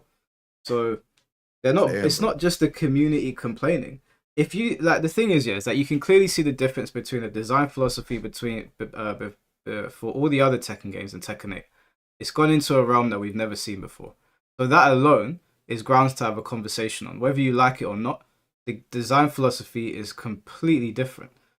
And if you've got all the top players complaining, minus a few, because I know Shadow OZ likes it, but minus him and maybe a couple, if they're all complaining, if the casuals are complaining, if the numbers are dropping off, then how would, like, does 2 + 2 not equal 4 to you? I don't really understand. Nee just competed. That's being hypocritical. That's not... Brandon, like, I'm going to need you to turn your brain on for a second, bro. Nee plays Tekken for a living, yeah? So even when it's down in the dumps, he's going to play it. And... Don't. If they don't get it, they don't get it. There's no point. It's pointless explaining yourself. It's pointless. If they don't see what Nee's tweeting, Arslan's tweeting, all of these people, then you're never going to get it. Yeah. Akura, I didn't say you can't like Tekken 8. If you like Tekken 8, that's your opinion. It's to your taste. I'm not going to shit on somebody for liking the game. I'm just saying that reality dictates what we're seeing. Like, we can all see what's happening. The developer apologized on stage. So if you like Tekken 8, that's fine. I'm not going to cuss you out for that. That's your money. That's your time. You spend it however you want. I'm just saying, me and Jay are just saying, we're calling it like it is. Developer apologized. Mass community outrage. Numbers down. Sales not up. Right? People are now pissed at Fahkumram. That is all things that we can observe. Right? That's objective. That's not me making stuff up. That's all things that we can see. But if you like Tekken 8, go nuts. I like Rebirth of Souls. That game gets cooked online every day. It's got like 200 people playing. But I like it. So I sit and play it with the guys in Discord. But most people don't like it. So don't worry. If you like Tekken, don't let me and Jay put you off it. We're calling it like it is. Now, if you ask me about Rebirth of Souls, I'll tell you, yeah, the game is on life support right now. It's not in a good state. It's got no ranked or spectate, but I like it. So regardless of what anyone says, you can't put me off it. So if you enjoy it, you enjoy it. Go nuts. We're just calling it how we see it. Yeah, it's like I say, it's sad. It's sad. I don't like remember Fahkumram 8 coming out until what? Like it's like 24 days, I think. I can't remember. So we don't get to see the trailer until Combo Breaker. So that's been announced. Yeah. So we're getting another patch. They're gonna probably release the patch notes on Monday. We get the patch on Tuesday. But again, the game is gonna be nowhere near complete. So we're still going through all these problems a year down the line from the game. And it's like, it's very disheartening. As a fan, like, you know, I'm openly saying I cannot compete for Tekken. It's unheard of. I competed for Tag 2, competed for Tekken 7. I openly can't compete for Tekken 8. It doesn't make sense. Like, I want to be able to like the game. I would love to be able to say, all right, cool, yeah, this is the game is great. I vocally cannot. It's probably the worst stuff I've seen. You know, I don't know what's gonna make them change. You know, I feel like vocally saying how I am, like, you know, on your platform, my platform, whatever, can only help them understand that they're making the wrong decisions. Which is why I'm so vocal about it, and which is why I was so vocal at the start of the game. Yeah. No, like I hope you can see I dislike the game. There's certain ways to, to say I dislike the game, and I feel like they're gonna understand at some point that your numbers are not doing good. Evo Japan, the numbers weren't doing good in terms of stream people watching it on stream. Let me just respond to Kraft, yeah, because he's saying that we don't live in the real world and that Nee should find a better job. Nee just won the world championship, so you can dislike what you're doing and understand that this is still paying me very well. That's just like all jobs on planet Earth that most people take. When you take 9 to 5s, you usually don't like what you're doing, but it pays the bills. Nee's gotten to a point in Tekken where even though the game is in a terrible state, Nee will still go to a tournament and get paid thousands. He'll still stream and make hundreds. He'll still get those donations. He'll still get those endorsements. His job is playing Tekken, yeah? Whether you think it's a job or not, whether you think it's silly, he makes money from that. So it doesn't matter how you feel about it, because that's where the income comes. And he just won the world championship. He's going to get paid thousands for that. Probably going to get sponsorship opportunities. Probably going to lead to other opportunities for him. So you don't have to like your job. I don't particularly like most of the jobs I've done in my life, but they've paid well. So I've kept them to keep a roof over my head. This just happens to be Nee's one because he's been doing it for so long. So that is the reality, Croft. That's the reality we live in. That's how it has always worked with jobs. Did the guy say Nee needs to get a real job? Bro, Nee's made 6 figures on winnings alone. What are you talking about? Like, he's probably made more than 6 figures, to be fair. Yeah. And that's not including, like, he's on a salary. Like, he just won Evo Japan. So that's, I don't even know how much he's made from that. And that's, bro, he's been a part of, like, loads of different things. He showed me how much stuff he's won and stuff like that. What are you talking about? A real job is not going to amount to what Nee has made from competing. And, bro, are you not seeing that all of these players, the same reoccurring players, are competing? It's because this is what they do full time. Yep. Like, they have to do it. It's like me documenting about Tekken. I get monetary value from talking about Tekken. I don't like Tekken, but, I have to talk about it because this is what my community has been, like, built off of.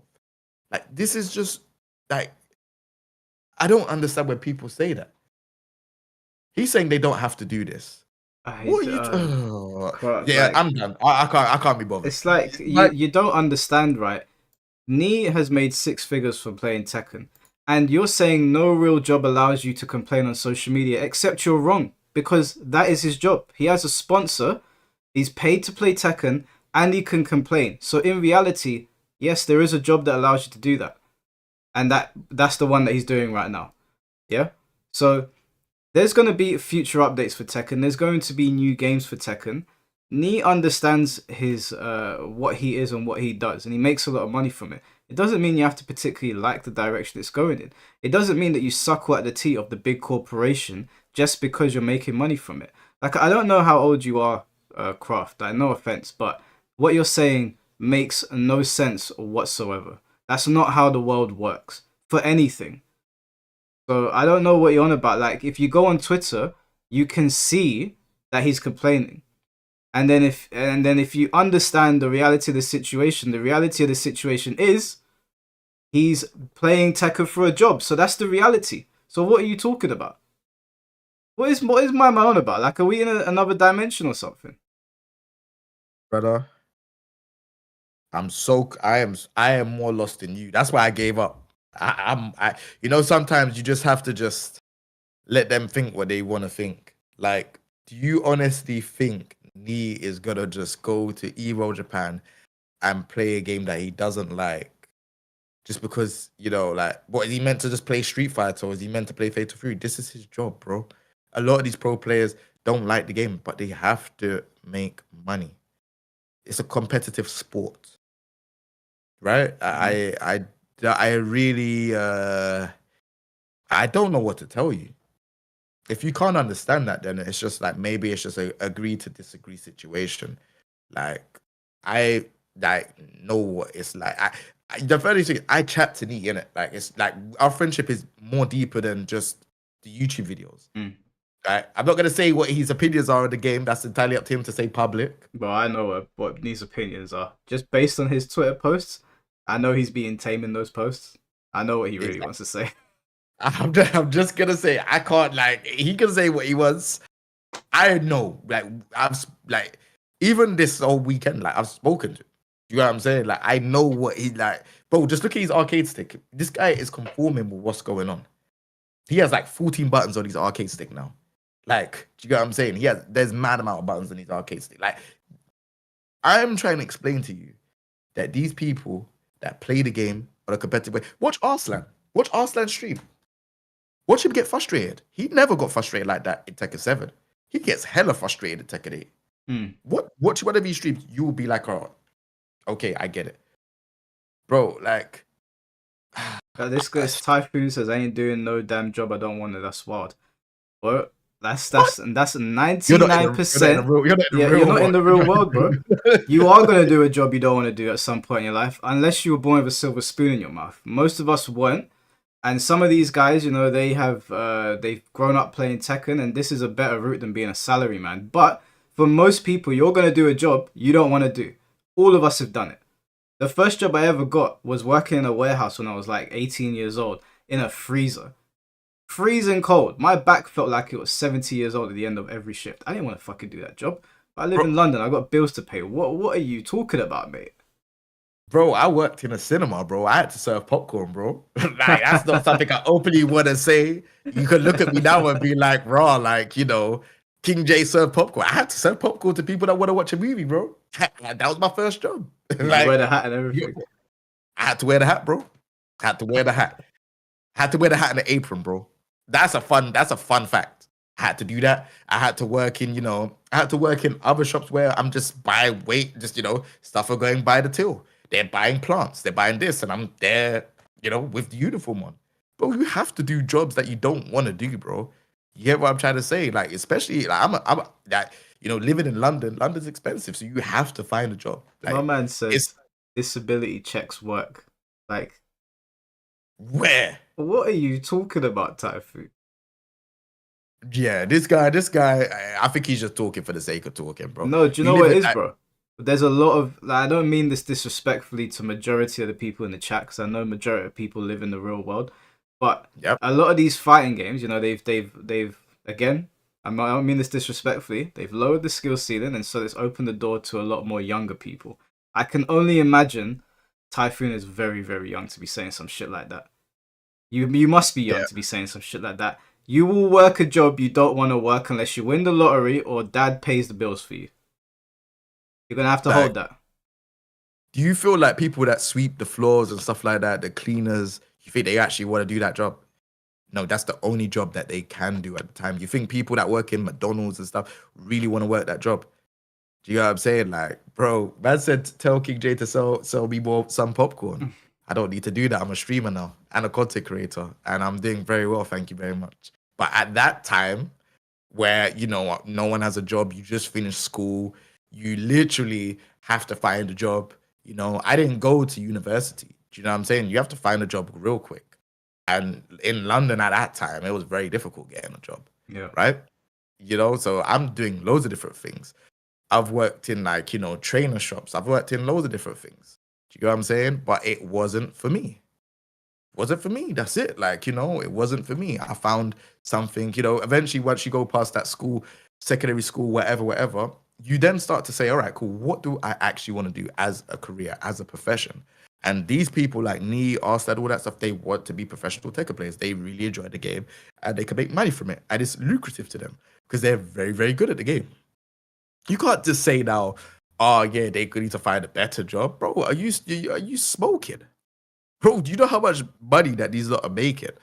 Like, especially when you got esports World Cup pumping up money, you've got Evo doing, pumping out a decent amount of money. Like, what? And then you got all these tournaments, and you could go and win a decent amount for just playing a game that you like.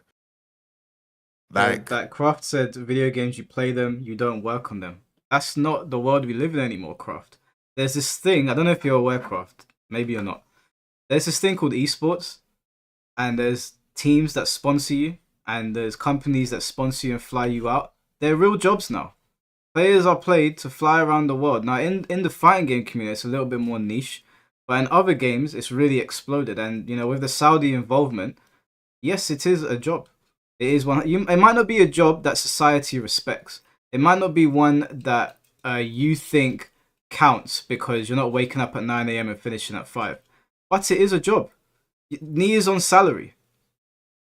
Brother, The thing is, the reason that I'm giving this attention is that you hear this bullshit on Twitter all the time. From faceless anime profile pictures. I don't mean to call the anime profile pictures that, but I have to. It's always someone with anonymous 2675 is atting you saying, this ain't a real job. It is. He's on a salary. You may not like it, you may not respect it. But it is. Okay? It's so difficult trying to explain this stuff to people. They just don't get it, and I feel like they just keep pressing tap and pressing enter without thinking. It's like an automatic response. You are Chat GPT, bro, or whatever it's called. You just automatic response to someone that's talking. It's not making any sense. Yeah. He gets flown to travel around the world. Like, he gets paid to travel around the world and compete for a game he loves. And you're saying that, oh, if you do like, bruh, oh man. It's like you brought up football as well. Bro. Like we play football in school. You mess around, you play football, but football is a real career. It's a real profession.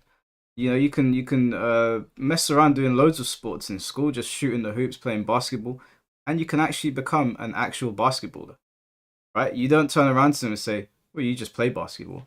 No, that's not the world you live in anymore. Like, basketball is a career choice. Gaming is now a career choice. Now, I would. It's not the same kind of career choice, but Nee's successful in it. He's not like the other 90% of gamers that are trying to make it and they're not making that much money. Nee's making a lot of money. So why would you say, oh, it's not a real job? It doesn't make any sense. This guy has his own studio, and players are coming in doing what they're doing. Bro, this guy is traveling around the world playing this game. He just won a tournament. And you're saying basically that he shouldn't play if it's going to make him miserable. Bro, he's making money. When you're an adult, money matters. No matter who tells you. Whether, you have a girlfriend, she says money don't matter. It's all about love. BS. 100%. Money matters. No matter what realm you're walking on in this life, you need to have money. It sucks, but that's the adult life. You have bills to pay. He has bills to pay. It's also not even just that. Like, as a man, like, you need to have money in your pocket. And Nee also has the privilege of status as well. With what Nee's doing, in his field, Nee's got a lot of status and a lot of respect and some power as well. And that's important in the real world. If you've got power in your field, you can command a lot of things. And Nee can probably do that.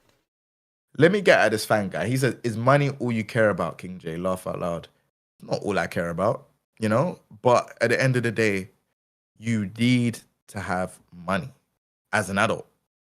Like, that's just it. Like, I don't know, like, there's no hidden, like, I'm not gonna be like, I'm not gonna sugarcoat it. This is life. If I don't have money, I can't, bro, who's gonna be able to stream and who's gonna be able to do this? You need to have money. Like, you need to have money to buy equipment, no? Money, You don't just get equipment for free. Like, Nee just got married. Nee needs money to get married, to have a wedding. Like, bro, like, are we being silly here? Someone brought up Eris saying, this is psycho behavior, stop playing. Eris is talking, well, I would assume he's talking to 99% of people. Like, people like me. I don't need to play Tekken. At all. For me, it makes no difference whether I play Tekken or not. I play it because I like it. I assume Eris is not talking to somebody that is on salary, because that wouldn't make any sense. But for 99% of the player base that are like, fuck this game, then don't play it. Yeah, that makes complete sense. Well, I'm not going to spend my time playing a game that pisses me off, right? That's why I turned off Mortal Kombat 1. I thought Mortal Kombat 1 was terrible, turned it off. So, if you're not on salary, yeah, but if you're getting paid by a company to play the game, if it's bringing in so much so that Nee can pay for a wedding, pay for a house, to play a game, well, you want him to go be a salaryman. That don't make any sense. I don't believe Eris was alluding to that, because that's just silly. He's talking about the entire player base that is complaining about a game and then playing it. He was talking about Main Man Sui. Even Main Man Sui. Main Man Sui puts a roof over his family's head playing Tekken. He's not. Main Man Sui does not represent the player base. He is an anomaly. He's a standout. He's the biggest Tekken content creator. So he doesn't count in that space. But me, if I'm sitting here bitching about Tekken and then you see me playing it every day, yeah, you're going to go, Mike, what are you doing? That's why you've not seen a single Tekken 8 stream of me playing it since Tekken 8 Season 2 came out, because I don't like it. I'm not going to play it until there's something that I want to try out. So that would apply to me. And then you obviously got like no glitches or troll. He said, nah, King J double cross Tekken 8. Now he realizes Ronaldo only has one ball. It's like, bro. No glitches, just talking a whole. I don't even pay him. He's just talking a whole. I'm gonna let him have fun. But you just I want to let you know that I don't even play Ronaldo in Fatal Fury. I play Rock Howard. I'm a huge fan of Geese Howard. Do your research, dummy. Do your research. Like, I play Rock Howard. And in Tekken 7, I played Geese Howard. Like, it's, you know. Yeah, a lot of people don't know you're an SNK guy. Because when we went to Kaz's house, you were playing Art of Fighting as well. Like, you were on the SNK stuff straight away. This is what I'm trying to say, bro. They don't understand. This is why it's like, it's so pointless. Because it's like, they will tell you, oh yeah, you just dropped off Fatal Fury. I done a video of Fatal Fury 7 years ago playing the old school ones. When I was doing the whole retro stuff. That's why I'm saying it's just like, it's, I feel like it's not even a plan at this point, bro. I'm just, you know, like I want to have a constructive conversation about what's going on with Tekken. And then you get just these things where it's just like, come on, man. Come on. Like, they're talking about, you know, jobs, people doing Tekken as a job and they shouldn't do it. Then you're talking about Fatal Fury and it's just like... I want to know, like, I know I don't mean to sound like I'm being patronized or anything, but Craft, I want to ask, how old are you? And your age is gonna like, it's gonna craft my next question, no pun intended, because some of the things you're saying, not even my younger brother would say this. It doesn't make any sense. Like, be real as well. How old are you? One of your mods says, you ask people who don't know how jobs work to do some research. Bro, they have to, because they can't be criticizing players for, you know, competing and doing this stuff as a job, but then not understand how it all works. And even just in general, like how, you know, people having jobs, you know, people that can't do their dream job and why they're doing a job. You know what I'm saying? So hopefully that answers your question, because yeah, it's insane. Craft is 30. He said he's 30. Did he say he's 42? No, someone said your age, not your IQ. Yeah, oh, bro. See, yeah, he's just...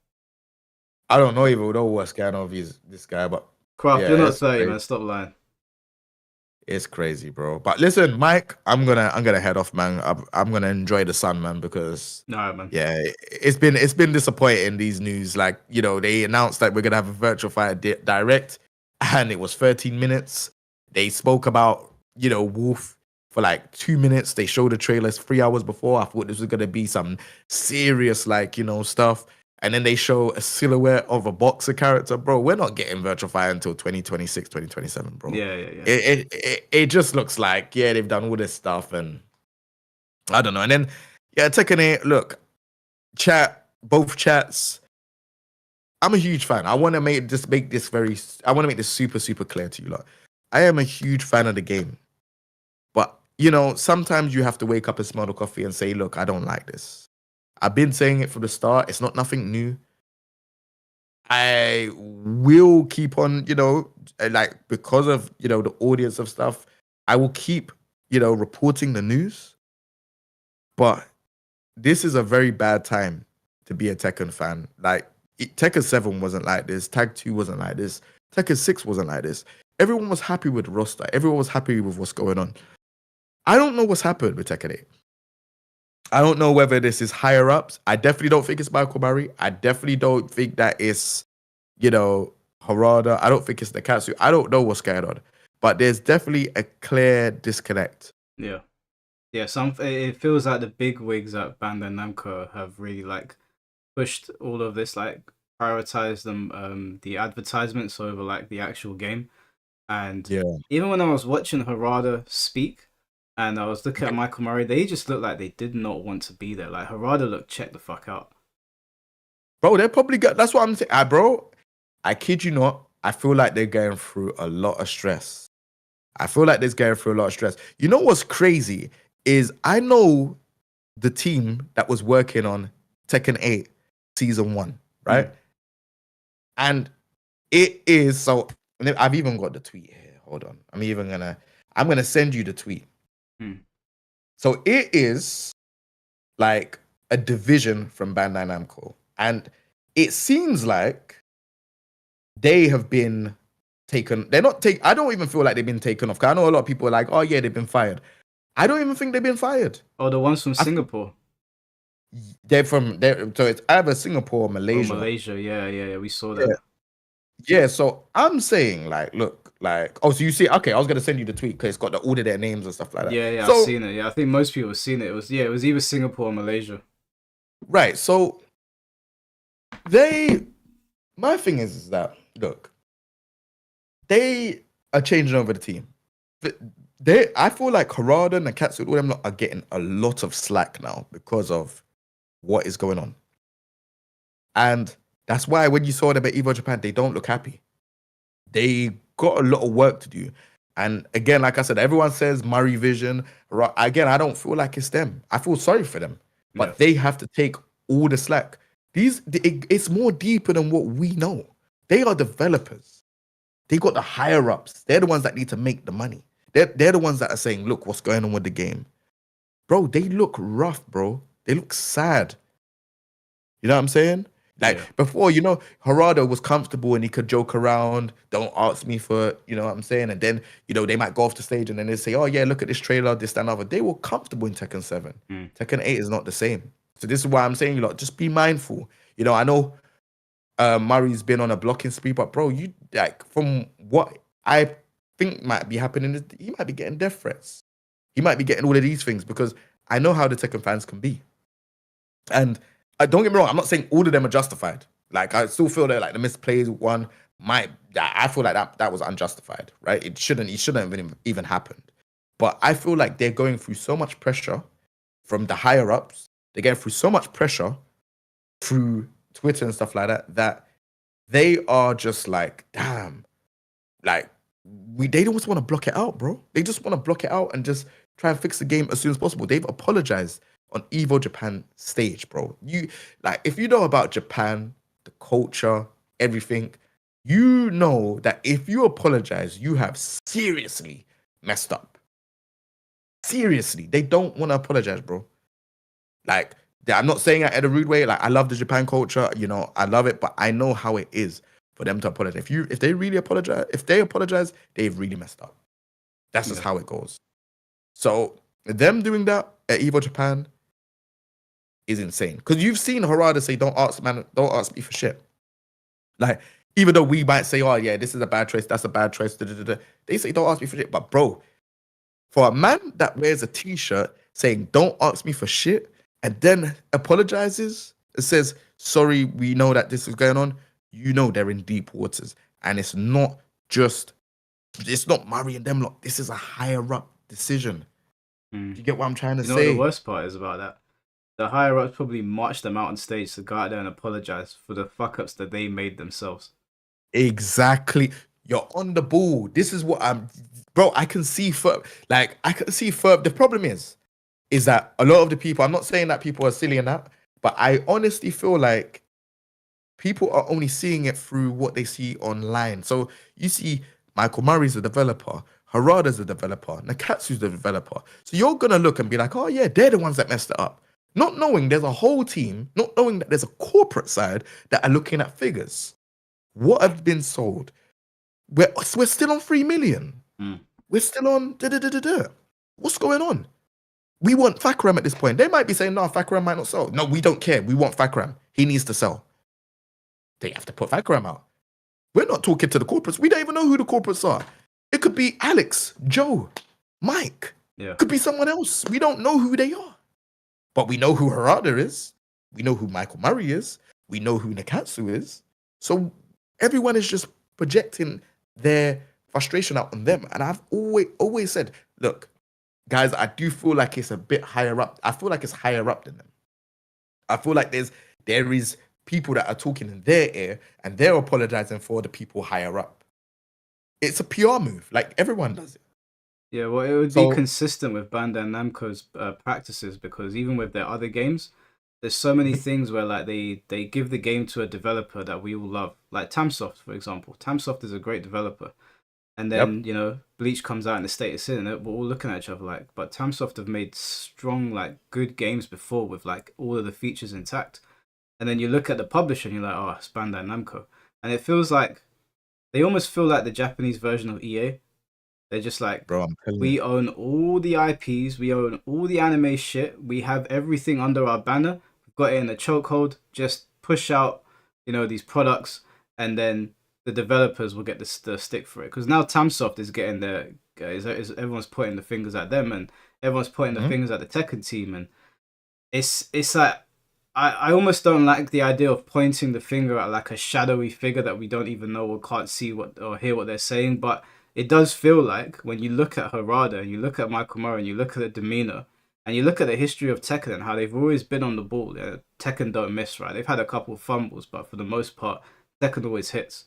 And then to see where things are now, and then look at all the advertisements in the game, and they're always pushing merch and Nike and watches and skateboards. It's like someone, like you said, I reckon Harada is going into the office and saying, hey, we need to do this. And they're like, no, we're going to do it this way, and you need to figure out how to make it work. And he's just like, but, like, I know my community. And they're like, well, do something. And Harada's like, I don't know what to do. I think he's been put between a rock and a hard place. That's what I feel like. That's what I feel like all three of them, Nakatsu, Harada, and Michael Murray, I feel like they're all stuck, bro. This is their job. Do you get what I'm saying? They have to perform. And it's not performing. And they keep just yelling at them. Like, I don't think Pac-Man and them is. I don't think that's them lot. I don't think that's the Harada, and I don't think it's the trio. No, I think that's higher up. Definitely. You think Harada woke up in the morning and said, hey, do you know what Tekken needs? Pac-Man. Hell no. Harada woke up in the morning and he got a phone call from some bigwig saying, hey, we're going to push some Pac-Man stuff in Japan soon. We're going to open up some gacha machines or whatever. We need Pac-Man in Tekken. Harada's sitting there rubbing his eyes, stressed out. Like, really, you guys are going to do this to me again? And then he's got to come out on stage saying, hey, here's the new content. And we get Pac-Man. And he's just sitting there like, yep, I'm going to get flamed for this stuff. And he has to take all of this. And it's sad, bro. I see it and I'm just like, bro, when I look at Harada and Murray yesterday, or this morning for Evo Japan, I felt so sad for them. I'm just like, this is not you guys, is it?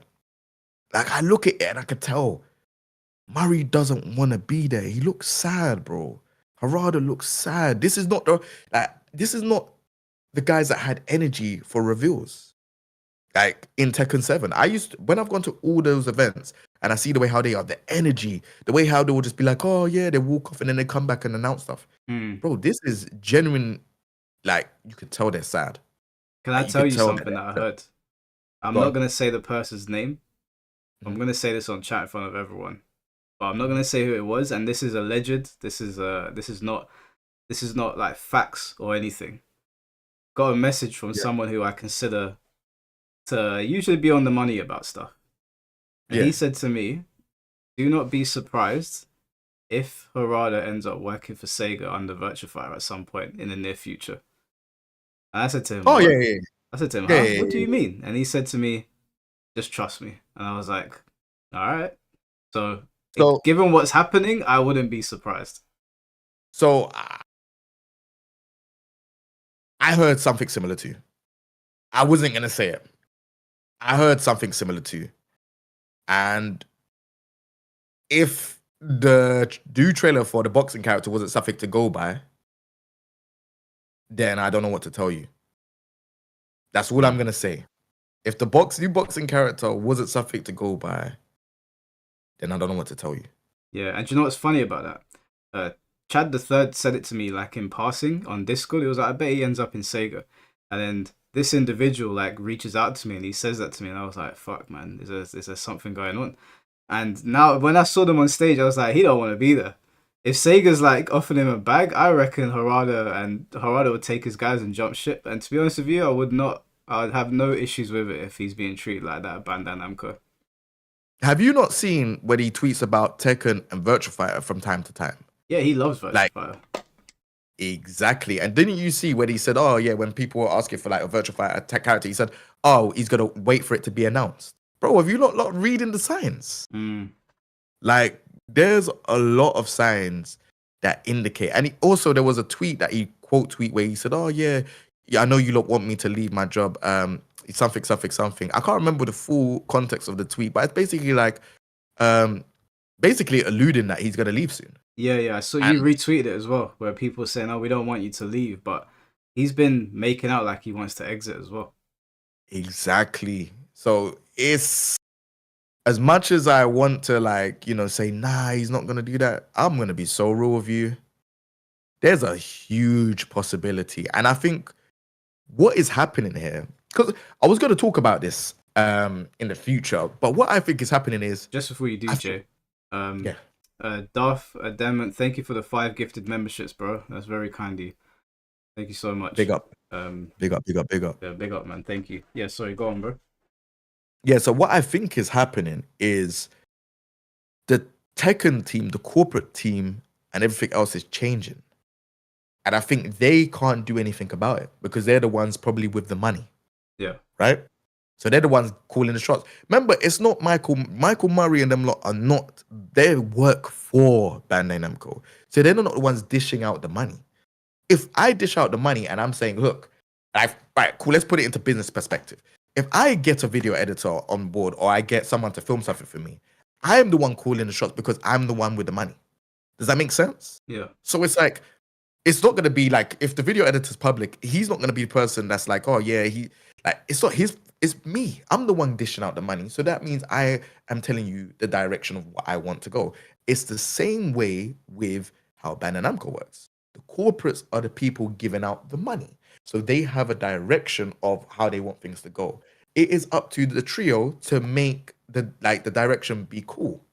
Like, that is just how it is. Like, this is how the business way works. It's not the trio. I know people are like, God, get the Dead or Alive guy off. Get the Soul Calibur guy off. It's them. I think it's fair to put some blame on the developers, just for like general balancing direction. I think that's probably them. Because the Malaysia team, bro, it's been said that they, the trio are coming to actually balance the game, bro. We saw that it was Malaysia that was on Bandai Namco Malaysia, the ones balancing the game for season 2. They took them off. It's not them. No, I mean those are the developers as well, right? The Bandai Namco development team, balancing team. They're still technically developers. They are, but they're not the person that gives obviously they would have to give a final say. Or there's someone in that camp that needs to give the final say. But there's a team that's developing everything. Do you get what I'm saying? Like, someone said, the guy, says, come on, Jay, Murray was tweeting about Just Dark instead of Sidestep. Don't get me wrong, that tweet, if you want me to be completely honest, yeah, that doesn't make sense on a pro level, right? That doesn't make sense. I'm not going to sugarcoat it. I like Michael Murray, but that tweet didn't really make sense. Everyone can have an off day, right? Everyone can have an off day on Twitter. Everyone can say stuff that people can be wrong, right? I could be wrong at some point. I'm not going to just hold that one comment against him. Michael Murray, if you actually, I've actually spoken to him. He's nice to me, right? So, he gives me time. I've spoken to him for maybe an hour, 2 hours, talking about Tekken and what I think could work and this, that, and the other. When I actually see him, he gives me a lot of time. I can't, obviously, some of the stuff that he's done, people will be like, yeah, it'll rub them the wrong way, blocking misplaced stuff. Yeah, I'll openly say, yeah, you might need to kind of revisit that because she wasn't, do you know what I'm saying? If I see him, I'll tell him.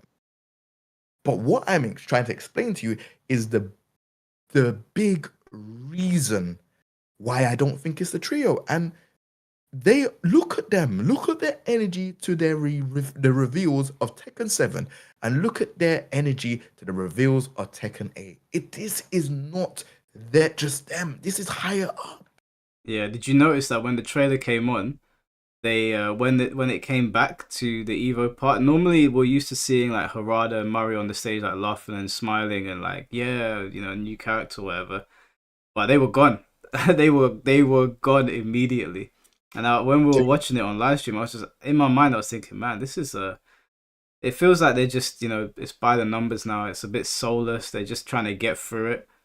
I feel I don't know, man, because we saw this with Mortal Kombat as well, where there was a massive disconnect and we didn't know where to point the finger, whether it's Warner Brothers or NetherRealm Studio. But whatever's going on, Tekken is paying for it. Bro, like, I just don't think people understand that this. I'm not like, and I know people might be like, oh, he's shilling for Tekken, bro. It's not that. You have to see the bigger picture here of all these things that they're showing. They were in a, all right, cool. I'm gonna break it down like this. I'll break it down like this so you lot understand, right? Tekken 7 I think it was season 3 where they had the Pac-Man stage. It might be season 3 or season 4. Can't remember. They gave that stage for free. They were in a good situation, right? I cannot see how 45-year anniversary for 45-year anniversary for Pac-Man, you produce a stage like that. That stage is mad noisy. Remember, people have already spoken about how noisy effects are in Tekken 8, right? Yeah. You've just produced loads of bricks, colors, this, that, and the other, explosion effects into, like, it's just mad messy. Pac-Man stage is messy. Like, there ain't much more I couldn't, you know what I'm trying to say? I'm trying to make you lot understand as a fan, right? I honestly feel like no matter what we say to them, we have to get through season 2. Season 2 is a mess, right? We've got through half of it. The other half is a returning character, and then the other character is a brand new character and a stage. Mm-hmm. We have to get through season 2, which is why I've said I am not doing this again, because I done it for season 1, and that was horrible. That felt horrible. It was a waste of time. You get through season 1, cool. That was trash. Season 2, so far, trash. Even worse than season 1, right? We now have to get through season 2 for us to then say, all right, cool, we're going to get good characters. That's it. Like, season 3 cannot go wrong after that. Surely, all those characters where we roll our eyes to, that we don't really care about, they're already here now. Right? The only characters left are good characters. I don't understand why they've done it in this way, because it's not gonna make sales. Like, it's not gonna make sales. I feel like Tekken 8 is doing what Street Fighter 5 did. Yeah. Where it was going through these rough problems. Season 2 of Street Fighter 5 was horrendous. Terrible. Horrendous. I dropped it Right? at that point. Same. And I think this is what's happening with Tekken. And I think Tekken is behind. I think Tekken is doing what Street Fighter 5 did. So season 3 for Street Fighter 5 is when which was the pivotal point, where everyone was just like, all right, cool, you know what? All those characters, what could go wrong? With Fahkumram's out the way, Anna's out the way, you know, Lydia's out the way, Eddie's out all these characters out the way. We now only get good characters. Right? Season 3, I promise you, and you lot can quote me on this on both chats, you lot can quote me on this, I think season 3 will be the pivotal point of Tekken 8. Or make or break. I think it's going to be more make, because they now have time to flush out ideas, and the trio, you know, the Nakatsu, Harada, and Murray, they are actually putting hands on to this game to fix the mess that, you know, Tekken Team Malaysia did. Right? I think that's what's going to happen. And I also feel like, you know, if Virtua Fighter don't actually fix up and stop doing directs that are like pointless, then Virtua Fighter will die. Yeah, they I'll need be to honest. get their act together. They can't be doing that again. No, especially, do you know what the worst thing is about this Virtua Fighter Direct? You couldn't have placed it in a better time. When Tekken 8 is being absolutely roasted by its community and we have no other 3D fighters. You could have dumped a whole bunch of stuff here. And this is how they this is how they went about it. Virtua Fighter, in my opinion, Virtua Fighter's got a real opportunity to take a big portion of the market share from the 3D space. They can't keep on doing this, man. This is the second time now, 3 times, and I mean, I'm not gonna say you're out because I'm fully invested in the direction they're taking it, but someone needs to get them a new PR team because this direct was absolutely ridiculous.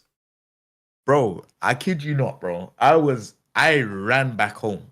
I was like, damn, I'm like, yo, VF, especially after that Tekken thing, I'm going to react. Bro, I saw the Wolf trailer. I was like, oh, yeah. Nah, I'm not going to react to that because there's a VF direct. So I'm going to see bare information about Wolf. Bro, did they just not announce the same thing they released before the direct? I said, oh, yeah, boom. They showed a little bit of work in the office. And that was it, 3 minutes. Yeah, And the then they said, majority oh, yeah, of it this was was Revo. VF5.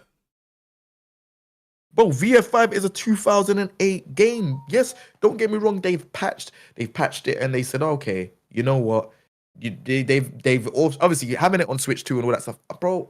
Amazing. But we are interested in the new game. The last time you've announced something is in December. We're now in May. What are you doing? And then you give us a little teaser to boxing character, like in a silhouette. Like, I have always said, the way how, Japan fighting game developers market their games, it is terrible. Like, yeah, they're doing the podcast stuff, like the directs and stuff like that. Yeah, but it's not the way how it should go. It's just not. Do you know what they could have done as well if they didn't have any footage to show? Because let's say the game is still very early development, and these are pre-rendered things, and it's nowhere near ready to show. They could have sat down and just spoke about their vision, and spoke about the inspirations behind the game, spoken about some of the people that were going to be on there. Because like if you had shown me somebody that works on the Yakuza's team, I might recognize them and get excited for it. There's ways that they could go about this with building the hype. Even show me a couple sketches of characters. You could talk about like what your goals are for how the game is going to work in terms of online, or like talk a little bit about where you see the VF story going, like just something. But majority of this was VF5 Revo, and I was just like, that could have been its own trailer, and that trailer would have banged. Rollback for VF5 and crossplay, great. But in the direct after Evo Japan, where people are looking for Japanese game developers to show us new fighting games and new releases, this was one of the most tone deaf directs I've ever seen for a game that everyone's excited over. Bro, listen to me. We still haven't seen in-game gameplay. As much as people might be like, oh, we saw that, the action where they were doing like the martial arts thing with Akira versus Akira. That's not the true game. That's ripped from Jackie Chan and Benny the Jet. I'm glad you pointed that out, because that's where it was. That's exactly where it was. So it's like what you're showing us Wolf come out. Yeah, that's cool. But you have also not shown us anything over the last 5 months. Other than that, yeah, for people that don't know, just so that, because I know some people like, where are you getting that information from? This is where it's from. Show them, bro, because they don't get it, bro. It's not actual gameplay. They just don't get it. They don't get it, bro. So obviously, like, I know you've seen this film. This is a film called Dragons Forever. It's one of the best Jackie Chan films ever, but it wasn't gameplay. This was Dragons Forever. They basically ripped it, and you obviously, it says they're not actual gameplay, but we were all looking like, oh my god, is this like what it's going to look like? Probably not. They saw Dragons Forever and they took the fight scene, and it looks great, but it's not gameplay. It's not even close to what it is. You're forgetting a very key part, my bro. They didn't even announce it, bro. It just randomly appeared. Like, yeah. That's what I said to these guys on stream. I was like, we're probably going to get some random piece of footage now at some point in like the month or the next couple of months that is not announced. and we're all gonna be like, okay, that's great, but why is this not getting proper marketing? Bro, and it's sad because they are announcing stuff like, oh, here's VF5 Revo, there's this, here's that, and it's like, bro, is no one telling you? We don't like. I like Virtual Fighter. Like, again, I'm gonna explain this one more time because people might be like, oh yeah, I'm a big fighting game fan, huge, right? And I'm saying fan, not supporter, fan. I love this stuff. But you cannot make me wait 5 months to see another character and there's no gameplay. There's nothing. It's unheard of. Like, we only know about 3 characters. We know Akira, Stella, and Wolf. What's the gameplay saying? Like, how are these characters? Like what's going on? We don't know anything, bro. We don't know anything. Maybe it's way too early, but I don't think you should be announcing directs if it's that early because you get everyone's hopes up and it's like, oh my god, we have to wait again now. I think they said combo breaker, right? The next time they're gonna be talking to us. Bro, I'm not even, like I said, I'm not doing the staying up stuff. Today, seeing Tekken 8 and Virtua Fighter, like stuff being announced, and it's been so lackluster. I'm done. I'll wait till the morning. I know as a creator you should be hot on the ball and it should be reacting straight away, but I am not sacrificing sleep and all of this stuff anymore, man. It's pointless because it's just lackluster. Like, yeah, there might be 1 or 2 times where they might announce big, huge things, but I just feel like at this point now, I'm just fed up of it, man. It's boring. We're getting stuff that's like, bro, like it's lackluster. There's only one way to call it. It's lackluster. But I think the only true reveals is usually at Evo Las Vegas. Yeah, that's where the big reveals are. But all of this combo breaker, yeah, we'll get a teaser, yeah, we'll get something. But bro, to actually rush home, I'm so mad because if it was only gonna be the Wolf trailer and he just talks a little bit longer, I would have just reacted to the Wolf trailer and just kept it moving. But to say Virtua Fighter 6 Direct, that's a huge thing, bro. It's mad. And they should understand the optics because when PlayStation says that they're doing a Direct, or if Nintendo says they're doing a Direct, you're like, okay, cool. We're going to get something substantial here. So now the expectation with Directs is that we're going to get substantial information.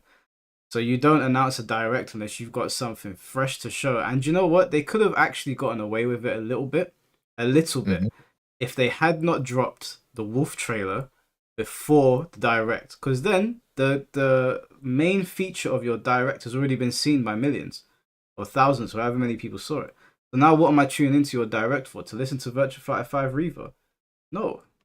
Like, come on, man. This is what I'm saying, bro. But hold on, I'm gonna go, man. I need to head off. But bro, appreciate you every time, bro. And obviously shout out to the chat as well. Appreciate you lot. Like I said, I haven't fully lost hope. I'll still keep my ear to the online world and see what's going on with the games. But yeah, I need to definitely head out. I'm a bit late, but yeah, it's always good talking to you. But yeah, I appreciate the time as well. Yeah, I need to head off. But bro, 100%, my bro. I love, man. Love chat. Take it easy. Peace. Stay safe. All right, guys. Well, that was King J. So yeah, I know some of you didn't know about this. You didn't know that this Virtua Fighter game was ripped from Dragons Forever. I clocked it immediately because Dragons Forever is one of my favorite films. I remember watching it with my friends and I went, hold on a second, I've seen this somewhere. I went and looked online and then lo and behold, there was content creators that clocked as well. So we did see that little bit of footage when they first announced it on the TV screen. But other than that, we actually have no idea what Virtua Fighter is going to look like. Now, I imagine that they're gonna try and get something close to this, but we're gonna have to wait and see. I think that was more to show off the power of Nvidia. I think they showed it off during their presentations. So King J has to stop thinking about money all the time. Fan, you need to stop trolling. You know, if you want to have genuine conversation, we can have genuine conversation, but you need to stop trolling. He made his points very clear. Nothing to do with money. There was nothing in there that he said that was a lie. Fucking video. Well, I mean, they're the ones behind Virtua Fighter, so it is what it is. Is the game coming out in 2027? We have no idea when it's coming out. We have absolutely no idea when it's coming out. I would say probably 2027, given what's going on, given what we've seen today. When's the next Bleach podcast? I don't know, bro. There's not really much to talk about at Bleach. It's stagnated. It's in a very it's not in a good state. There probably will be a Hunter x Hunter podcast. So probably do that. I'm talking to Biscuit about that one. But all right, well that's it, guys. I think we've basically covered everything. They should have had gameplay for visitors at Evo. They should have had something, is what I'd say. Podcast with D All The Way G. D All The Way G will definitely be featured on a podcast that I do regarding Virtua Fighter. I don't know when that's going to be yet. We'll figure something out. Hope. Oh, boy. Oh, man. You guys want to torture me, don't you? Right, guys. Well, we've done about 2.5, 3 hours. So, they add Martyr to Tekken 8. Would you play it again? I'm probably going to play Tekken 8 again anyway. But I'm going to wait to see what I'm more interested in the balancing around it. If they can fix some of the balancing, then I'll come back. But until then, I'm not going to, even if they put my characters in the game. Apart from Jinpachi. I will say that for free. Jinpachi goes in, I will definitely play. But, yeah, guys, I'm going to go head to the gym. So, thank you all for coming to the Virtua Fighter Direct. Even though it's not what we were expecting. I will let you know when there's future streams coming out. If you haven't seen the video I uploaded 2 hours ago, go check that out. And appreciate all of you. Appreciate the donations. And stay safe out there.